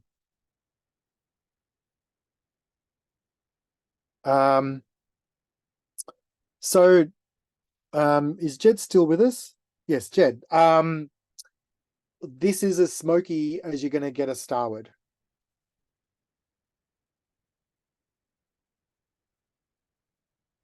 Yeah. And again, like coming back to that idea of balance, right? Now we're talking about a square, right? Is the peat additive to what we're doing and in balance with everything else? You know, same sort of thing, you can get peated whiskies that are just poking you in the eyes with that smoky characteristic and just nothing else comes through. It's like, you know, chewing an ashtray. And then you can get others that are delicate and balanced. And, you know, I find interestingly, like some of those older, we actually had the Ardbeg. We went to we gate crashed the Ardbeg masterclass, Sean, last year or earlier this year in January in LA. And we were really lucky enough to have some of their older expressions. I think it was a 21 or maybe a 25. And it was a 25. And my goodness, you know, it was less peaty than what we're drinking now, right? Because over time, older peated whiskeys also kind of peter out, excuse the pun, in terms of the smokiness, but there's just this elegant hint of peat. And for me, because I'm nostalgic, I love those because it's like, you know, I love them for a couple of reasons. It's such a juxtaposition. I think a lot of us feel like when we're paying more for something, we should be getting more, right? Like this whole, like, you know, if you're buying the more expensive car, it comes with leather seats, right? Whereas the standard one doesn't. you get the shinier wheels, you get the bigger motor, all that sort of stuff. And so I think that a lot of people translate that into whiskey of like, well, if I'm paying more, I want more. Well, the thing about aged peated whiskeys is you're actually getting less, but in a really good way. And I love that. So for a lot of those badge collecting whiskey drinkers that are there just to flex their platinum Amex, no offense for him, they kind of get disappointed with those whiskeys because they don't understand. You know, they don't understand that actually this is the epitome of like scarcity and restraint, you know, and there's something beautiful about that. Dave, I don't want to put you on the spot, but is this the Starward peated finish that's in the vault right now? Oh, good question. Probably. Is this the Starward Vault in Australia, right? Yes. Yeah. Yes. Yes, it is. Okay. This is not, sorry, tell a lie. This is the peated, how can I put this? Well, Peated. it's the one available. It's available for the U.S. Let me, if that helps. There's two peated casks, peated expressions. There's what we're drinking now, which is called Unexpeeded, which is the first release. And then there's the second release, which is called the peated cask. And the peated cask is not what we're drinking. We're drinking Unexpeeded. And the difference is Unexpeeded was the first release, which was very unexpected by Starward to do a peated cask release. And the second release is the one that we're going to drink, and that's going to be, which is called peated cask. And that is coming later this year to America. This one is a green label, just says peated finish. Yeah, that's coming. So the one that we're drinking right now was not actually released like officially in the United States. I mean, this was brought over. This was just the first version of the peated series, I guess you could say. The one that is here and actually is at the distributor right now, it's sitting at Southern, is the peated finish. So there's two different ones. So you're tasting something that's actually unreleased, that not a whole lot of people have tried or will try. And then the one that is going to be available is the peated finish. And the notable differences of those two, Dave, are, if I'm not mistaken, this one is a 9-month finish. And the peated cask, which we can, purchase online. I believe some retailers actually might have this online. That one is a 12-month finish. Right. 18, no? It's either 12 or 18. I need to check. Okay. Is it more peaty? Is the new one the peated finish, or how are the flavor characters? Yeah, it's just a bit more extractive. We're extracting a bit more of that P character. Okay. And it's just a more integrated whiskey because it's spent longer in a barrel. Yeah, it says 18 months. Okay. Well, Sean, thank you for hopping from Australia and bringing this Unexpeeded in your pouch. Don't ask him where he put it to get it into the country. Pouch. You're welcome. All of you. You're welcome. The same barrels, exactly the same barrels. Just Same some we did earlier, some we did later. And they're bottled at 48%, right? Yes. 48.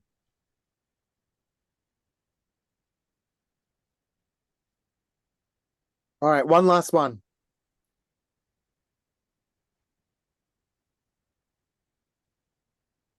As we pour our next pour, I invite everyone, including West, the Starward, Award Star, to turn on their camera and raise a glass.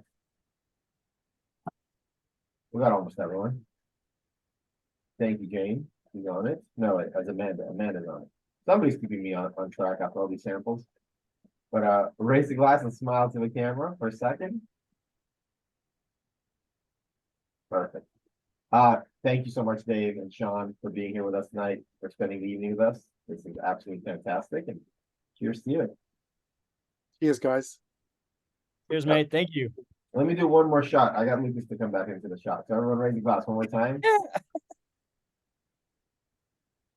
Beautiful.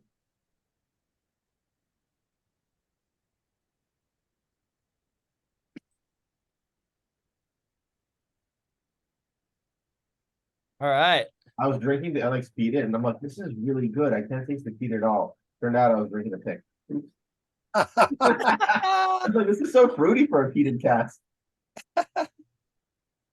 Yeah, I was gonna say for your story, not a huge fan of peat myself, or at least I wasn't. I'm coming around to it. I'm getting better. And I remember I was very lucky that I fell into this group of Scotch drinkers, and they had much more advanced palates and bigger wallets than I. So I was at their house and they were like, "Oh, try this. You're gonna like this." I was like, "No, I don't like peat." They're like, "But try it. It's a 32-year-old whatever, or like 26-year-old Lafroig or whatever, right?" And I'm like, "Oh, this is actually not bad. I like this one." So then I like went out to normal people and I was like, "Yeah, I only like peated whiskey when it's like 25 or older." They're like, "Whoa, whoa, all right, baller, calm down." Yeah, exactly. Yeah, mind you, That's the ones they like. there's I think that a lot of aged peated whiskies, because people don't understand them, represent great value if you do, if that makes sense, right? If you're buying a 25-year-old Macallan, mate, you're not going to get much change out of 10 grand, right? Like the special kind of releases. Whereas you can get like a 25-year-old, and you just can't get them. You just can't get them. Whereas like every day of the week, you can get a 25 Lafroig or an Ardbeg 25. You got to pay for it. But relatively speaking, like, and then let's not even start on bourbon, like aged bourbon, which show me a balanced 22-year-old bourbon.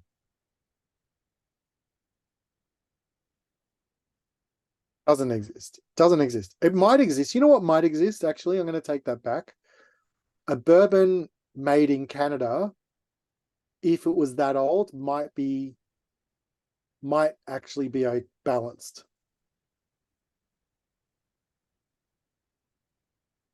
Yeah, that's crazy. That is, KNL has 29, 30, and 31-year-old Lafroigs for $300. Hey. Oh, that, like, you're talking like oh god, I've gone blank. What's it called? With K. Jeff, what's the Yeah. Well, Port Dundas, Canvas, Cameron Bridge, Invergordon. Oh no, not single grains. I was talking about like no, yeah. gin. No, sorry. We had a separate conversation going. Oh, okay. Oh, they're IBs. IBs, yeah, got it. Nice. Good job, Tony. Let us know how it compares to this one. Save a little sip of this one and let me know how it compares. I can return one of these small bottles to you. I just want to know how it compares. Will do. So the last one we've got is the ginger beer cask finished whiskey. This is what the box says. It's a whiskey finished in a ginger beer barrel, right? A barrel that we fermented ginger beer in. And like all crazy traditions, it started off as a bit of a happy accident. If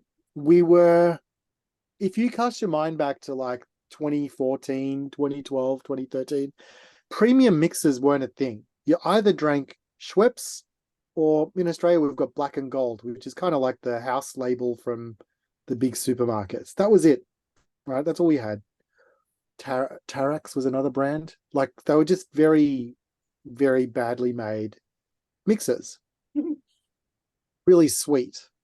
And so I kind of said to the team, can you please make me a ginger beer that's perfectly matched to Starward? And so if you ask a brewer to make a beer, guess what? It's going to be alcoholic. And they fermented the beer in one of our old Starward barrels, a 50-liter cask, which is 13 gallons. And lo and behold, like after fermentation had finished, we had this beautiful ginger beer It was 11% alcohol by volume. So like one of those, and you'd need, you'd have a drink at lunchtime and then need a nap after lunch to kind of wear the alcohol off. And then we were like, well, that's great. It's very delicious, well balanced. Good job, guys. Now what are we going to do with this barrel? And so someone said, why don't we go to our Solera tank and put some of our aged whiskey that we've got in the Solera vat in this 50-liter cask and see what happens. And I thought, let's give it a go. 50 liters. And so we put the whiskey in the Solera vat and then just kind of forgot about it, and then came back to it about 6 months later and was like, oh, this is pretty delicious. We had 54 bottles of ginger beer cask number 1.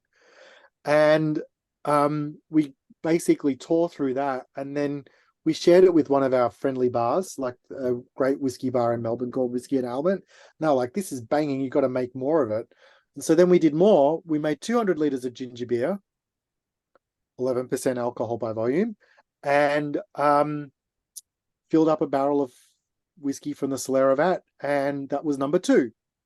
And now this is number 7, Sean. We drinking 7 or 6? So what we're drinking is number 6. Number 6. So number 6, because I didn't have in the moment enough number 7 to send Vadim Here's the problem. for this tasting. So I grabbed something again that was unreleased in the United States. The team sent over 500 milliliter bottles, which we can't legally sell. So we have ginger beer cask number 6, which again was on the lottery system in Australia, sold out. We were lucky enough. I mean, it's kind of it's a kind of a cool, I don't know, call it a good mistake, I suppose. Because we have now are able to taste ginger beer cask number 6, which there's no way we would have been able to get our hands on this any other way. So I have these bottles, so I'm glad I get to share these with you. Ginger beer cask number 7, I think, sold out in like, I don't know, like less than a week, something like that.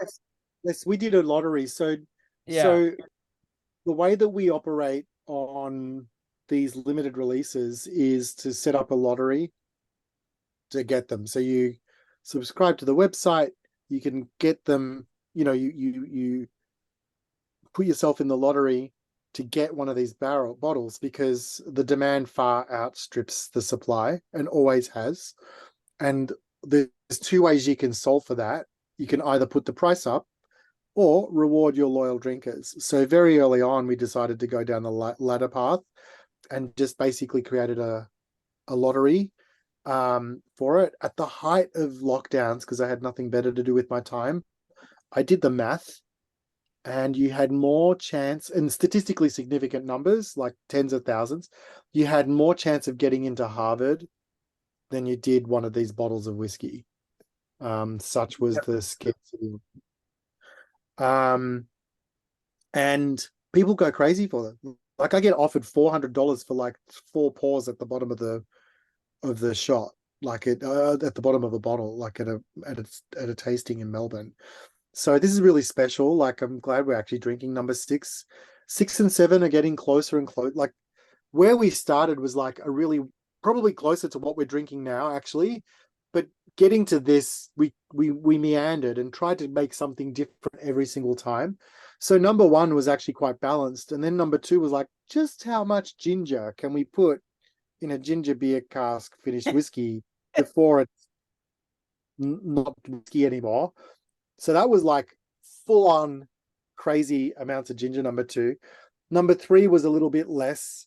And so they've just kind of, number 4 was a bit more. So it's been basically that odd numbers have been more intense and even numbers are less so, but we're kind of getting closer and closer to the same release every year, which is a lot of fun.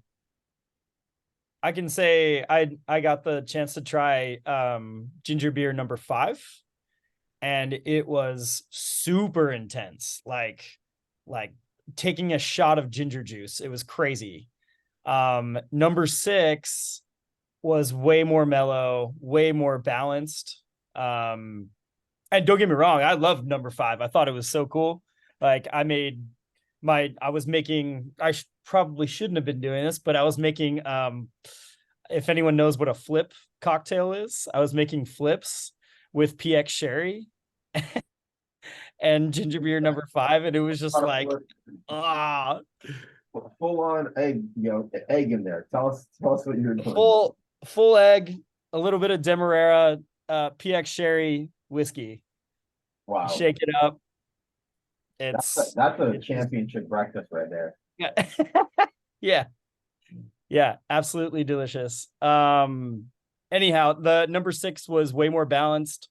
And then number 7, I think, is just a little bit spicier, but not anywhere near number 5. Like what Dave was saying, as they're kind of coming together, like number 6 is really nice and integrated and has like a nice balance to it. Number 7 just has a little bit more ginger kick to it. But lots of fun, and I think I love this whiskey because it just reflects how much latitude we have as a country to make interesting stuff. You would be eating dinner in a Kentucky jail at 4:30 every day for the rest of your life if you made this with bourbon. It's illegal, right? You can't. Same with Scotch whiskey, because Scotch has very specific barrels you can and can't use. And this definitely influences the flavor. For example, if we had this much sherry in a whiskey, a sherry cask aged whiskey, it wouldn't be allowed to be called a Scotch, right? So, the latitude we have as Australian distillers to kind of really make interesting products that are still whiskey, that are still fun, that aren't taking the piss out of anyone, but just kind of really stretches the imagination of what you can do with whiskey, I think is a lot of fun. So stay tuned. We've got some really crazy stuff coming down the pipeline. I don't even know what we're going to call it.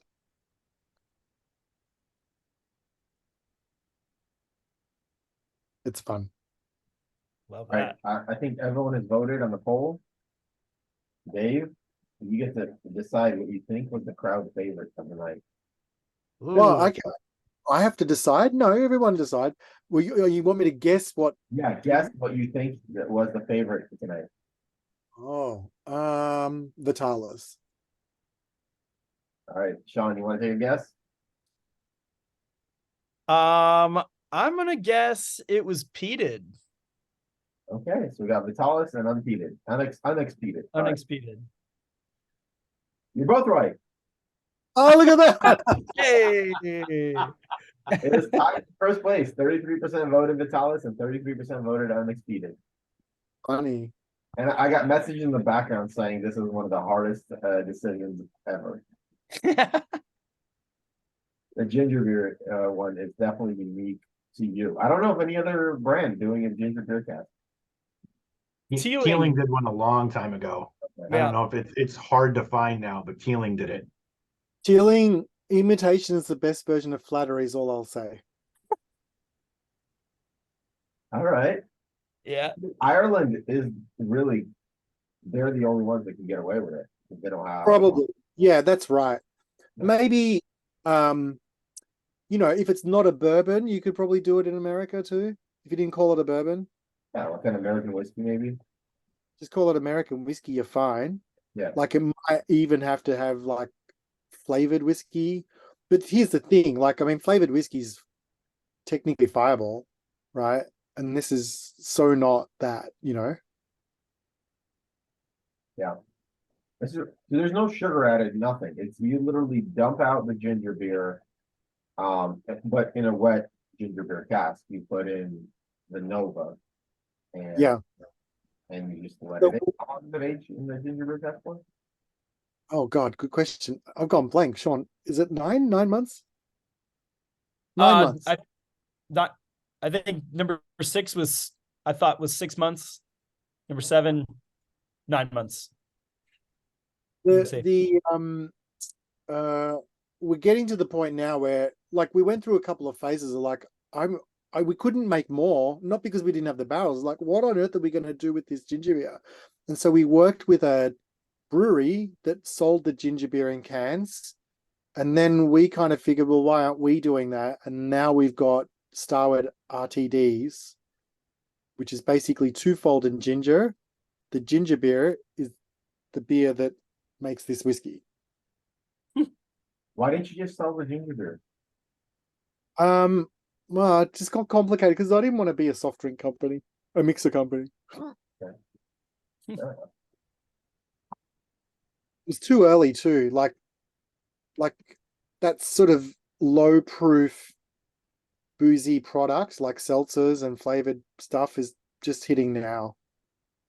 Everybody's doing RTDs now. I had a highball over the 4th of July that I was like perfectly hit the spot. Exactly what I needed.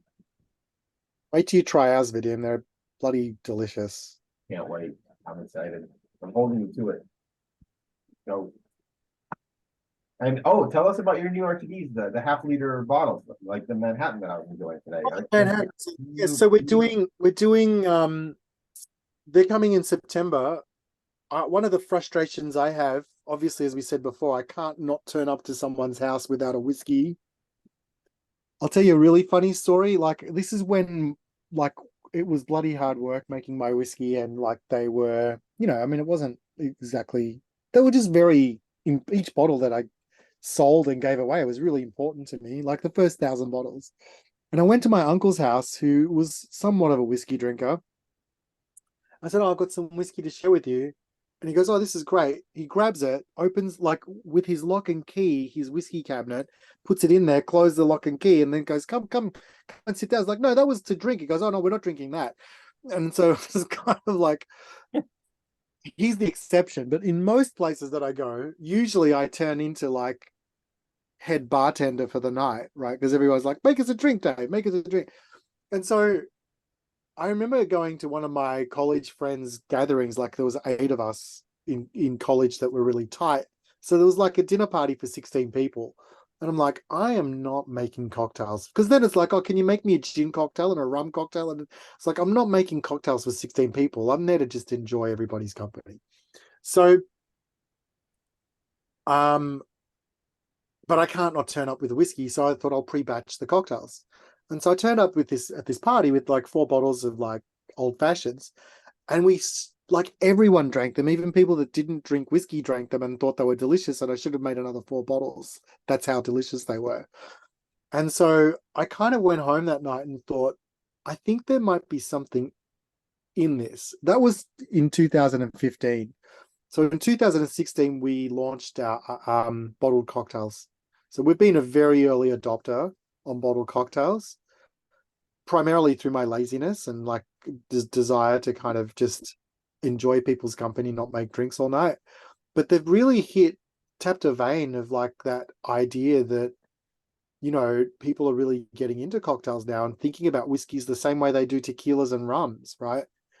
That, you don't just have to drink whiskey at the end of the night like Nick Hofferman, you can drink them at any time, mix like you do a tequila and a rum. Like, why not? And so getting people to get excited by that really got me really excited, because it's one of our things about bringing new people that didn't think they liked whiskey into the category. And I can't tell you, we do a lot of work on our website, particularly in Australia, surveying customers that buy twofold. It's like, how did you find out about us? What do you like about it? Tell us more so we can learn. And I think 30% of new whiskey drinkers that buy Starward twofold found it through the bottled cocktail. It's a huge recruitment to the product. Just for a visual, that's what they look like. Oh, they're cute. Negroni and new old fashioned. Tell us about that. Yeah, so Negronis now, these are the 2 most searched cocktails in the world, and Negroni has just pipped old fashioned. Manhattan. Negroni's a Boulevardier. Okay. So it's basically whiskey, vermouth, and bitters. So what's in So that? the Negroni would be equal parts gin, Campari, and sweet vermouth.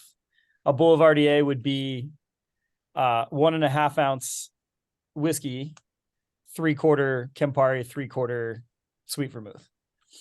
And this is when what- we've got orange bitters on the label, it's actually like a bitter liqueur, not bitters, shaking bitters. because like, that's the difference between a Manhattan and the Boulevardier is bitter. Correct. That's a really good point. Yeah. Is the bitter element. Yep. Okay. Wow, that sounds delicious. And I love the packaging. Thank you. Yeah, we love them too.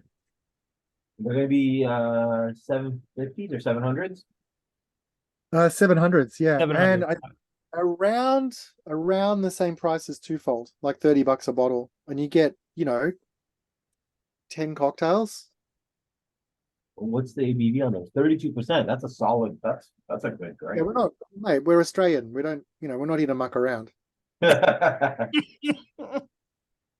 mean, if I'm gonna buy Twofold specifically to make cocktails, I'll just buy this and call it a day. Yeah, it's done. It's done. Keep it in the fridge and you're just ready to go. Yeah. They're both really good. The new old fashioned is fantastic. It is absolutely It's delicious. got tawny port in it. Oh yeah, it's fantastic. Whatever Yeah. happened to your port expression? Tell me that, Dave. That was my favorite Starward ever. And Sean couldn't give up his bottle, and now I'm salty. No worries, Jed. Take care, mate. Nice meeting you. Um, I thought you said that to me. You're like, no. Sorry, I was just saying goodbye to Jed because he had to go. Oh, I love them. The challenge in Australia is that every other Australian whiskey producer, that's to them what red wine is to us. And so when I started, it was like, I want to be us. I don't want to be like, oh, this is just trying to be a lark at a cheaper price point, or this is trying to be a Sullivan's Cove at a cheaper price point. It's like, no, we're just trying to be modern Australian whiskey aged in wine barrels. That's it, right? And so for the first few years, we had barely any. I think we had one port tawny barrel, right? Australian barrel, tawny barrel, and 2 bourbon casks. The rest of them were either a Apera for the Solera release or red wine. That's it. Because I just knew that as soon as we started to have this broad portfolio, everybody's just going to go where everybody is, right? And I wanted to bring people with me. I really, like, if I had to use an analogy, and excuse my hubris, but if Apple had turned up with a solid keyboard on their iPhone, no one would have complained, because that's what BlackBerries did. But if you want to bring people along with you, you got to let go of what they know and find familiar. And have just enough of what they do really well without the bits that, don't matter. And so to me, it was like, well, what does Australian whiskey do really well? Like that brewing barley we were talking about beforehand is second to none. It's why this is like, don't tell anyone, I'm drinking some Copperworks tonight, right? Because like, it's the same thing, right? It's brewing barley. Like it's really beautiful and rich and luscious and mouth coating, right? That's what beer barley does to whiskeys. That's a hallmark of Australian whiskey.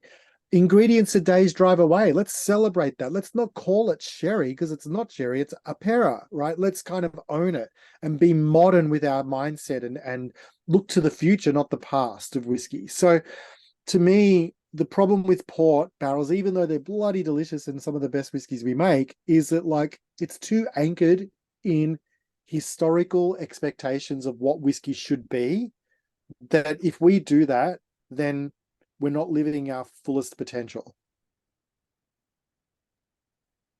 Same with, but the freaking port is delicious. it's beautiful. And it's the same with like ex-bourbon casks. I think, I think some of the best whiskey we make, like that would be easy to knock out day in, day out, is ex-bourbon cask Starward whiskey. Are you kidding me? It is the best. Like it is so delicious and so yummy and fun, and hopefully we're going to have some more, and hopefully it'll arrive in America. But like, when did somebody do a barrel pick of ex-bourbon test? Just not straight bourbon, impossible. Like this is not enough. Okay. Might have been a second fill. Second fills behave the same way, right? But like second fill Starward barrels or ex bourbon Starward barrels are so delicious because they're spirit forward and you get all those pears and apples and delightful fruits and the cloves, all the stuff we were talking about earlier on are just there in abundance without any of that wine fruit character and not a lot of that oak character. But if I turned up and said, "Hi, I'm a single malt whiskey producer and I age my whiskey in ex bourbon casks," you know, Jeff, how many whiskeys look like that behind you? You know what I mean? Hundreds. How many look like Starward? Very few. It's so interesting that you compare yourself to these other Australian brands, but none of them are prevalent in the US. Like maybe I'm unique in that aspect, but Starward is the first Australian whiskey I heard of in the US. Yeah, there's a few now, which is exciting. So there's another single malt whiskey that's available in abundance in California called Morris. Really delicious stuff. You did a tasting with them last week, actually. Yeah, Morris is great. Like amazing whiskey. And then rye, you can get the gospel rye, Okay. which is really good. They're like neighbors of ours. They're about 4 or 5 miles up the road from where we are, and they're doing the same thing we are, like a modern interpretation of rye, right? But bloody delicious. And you wouldn't find two nicer guys, the founders of those distilleries. So I'd take the keys to any Australian distillery. The quality is amazing. If they had as much whiskey as we did, I'd take them. And if they had a story as compelling as we did, I'd take it too, right? Because we're not here to make good whiskey that's delicious. That's kind of like default. Everybody's got plenty of that already. I want to make good whiskey that's delicious and interesting and talks about whiskey in a new and modern way. So Dave, I think that really speaks to like everyone on the production team. I think it's something that, we talk a lot about process and oftentimes we get stuck in the history conversation, which is interesting, of course. But like, I think something that we don't talk enough about are the team themselves and the fact that they're all really young. And they're like you even said it, they're young, they're at the top of their game, and they came from brewing and winemaking. And as opposed to generations of distillers and information being passed down and things like that. And I'm making the recipe that my granddaddy used to make, back in 1806 or whatever, right? Like this is a lot of young people just being really creative and having the most fun with what they're doing.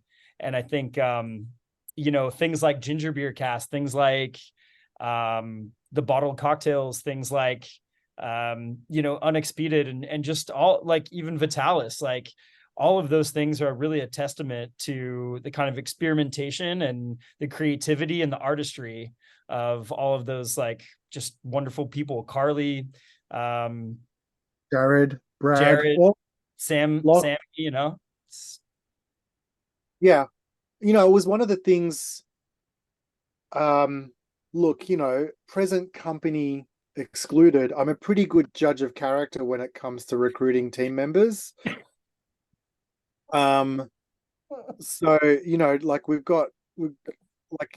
it's been amazing to kind of give these people like a playground to play in, and also some air cover and license to kind of make a mistake too, and that, like I said earlier, it's like about failing fast.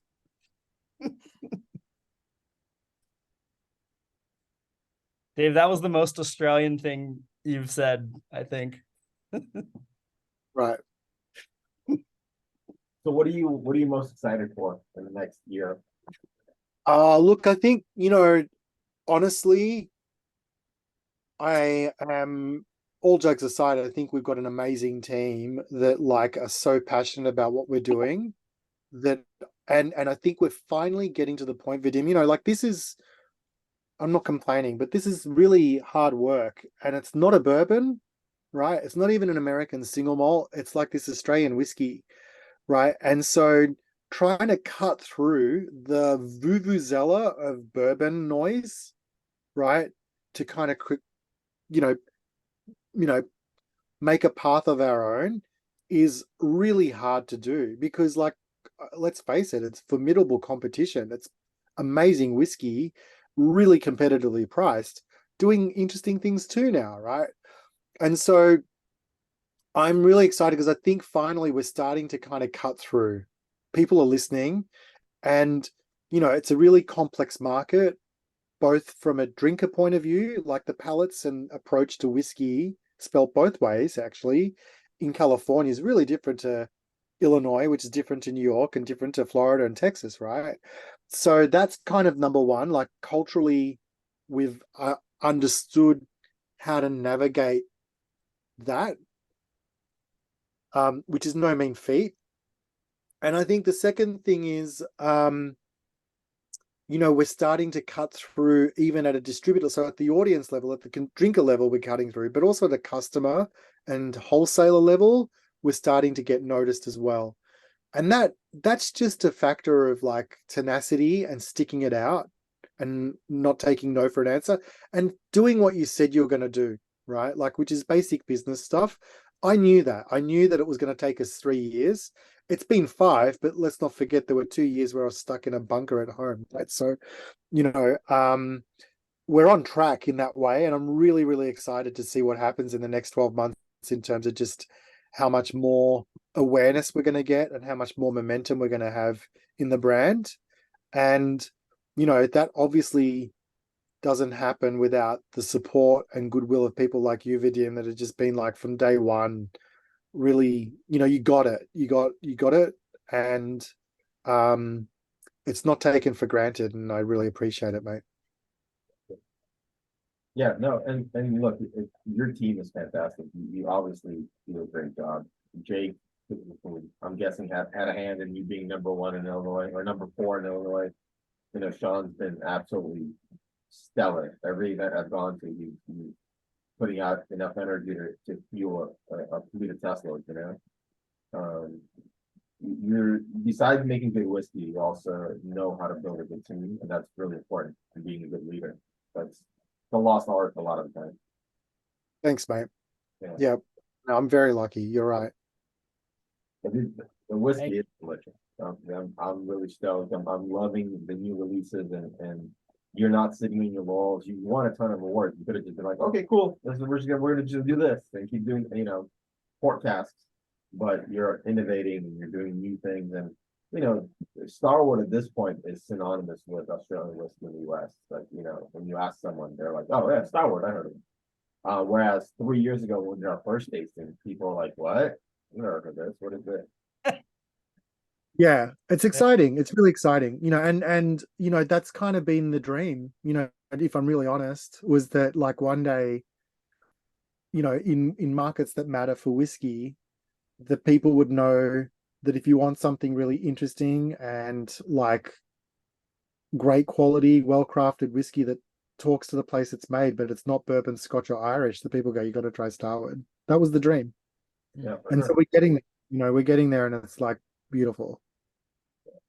And you're still putting out new stuff. Like, it's hard to impress someone in our group. Or I'm very lucky to be surrounded by whiskey enthusiasts where it's a blessing and a curse. Where I'm looking for a birthday present for someone, and I'm like, well, I can't get them Starward Solera because they've had it twice with me and they know it and they have a bottle at home. Well, what do I do to like blow their socks off? Okay, well, I'm gonna get them a ginger cask because they've never tried that, and that's super interesting. People need, but like the fact that you're coming out with stuff that's interesting like that, it's awesome. So well done. Thanks, mate. John, thank you so much for organizing this. Thank you to everyone for being here. I don't know if I had one more question, but after all this, I'm tearing up, and hard for me to remember what questions I had. This has been absolutely fantastic. Our pick is obviously better, but Of course it is. Of course. Of course. if I can just, I just want to say thank you for everyone who's, still here on the call, and Vadim, obviously, always thank you, man. I know it was a little bit kind of, I was traveling and stuff. It was crazy trying to get the bottles together, but we made it happen. Yeah, And, we're here. We're drinking. Yeah, thank you. Yeah, absolutely, man. So thank you. And yeah, I noticed a couple people put in the, I think Lori said something like, why is it always the ones that I love that I can't get? Right. I mean, no, totally.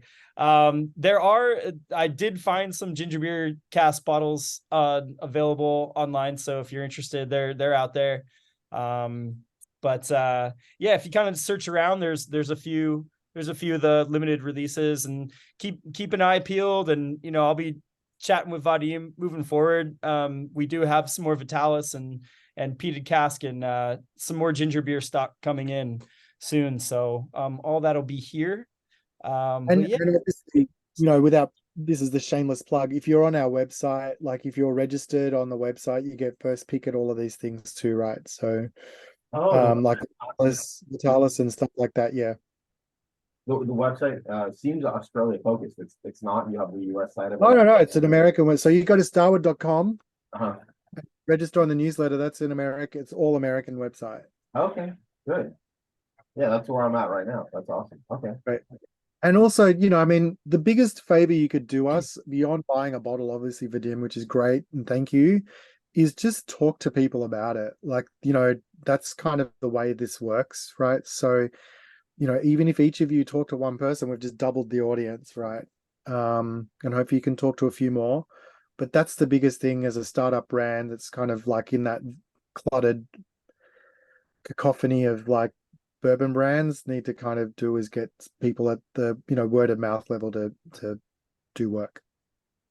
Dave, are you I have you on Facebook, right? I think so. If I don't, I'll have Sean share the video I sent him. Okay. Literally to that exact sentence. Yeah. Yeah, that was good. That was good. Hey, I'm mindful, Jeff's, what time is it there? Like 3 a.m. or something on the East Coast? At 12:30. Yeah. I got to get up in 5, so I right. get 5 hours sleep. Okay. All right. Well, thank you so much for staying up, mate. I appreciate it. Dave, can we expect a para release? I want Australian whiskey to put their flag down and say a para is a thing. Okay, let me see. We'll see what we can do. Maybe next year.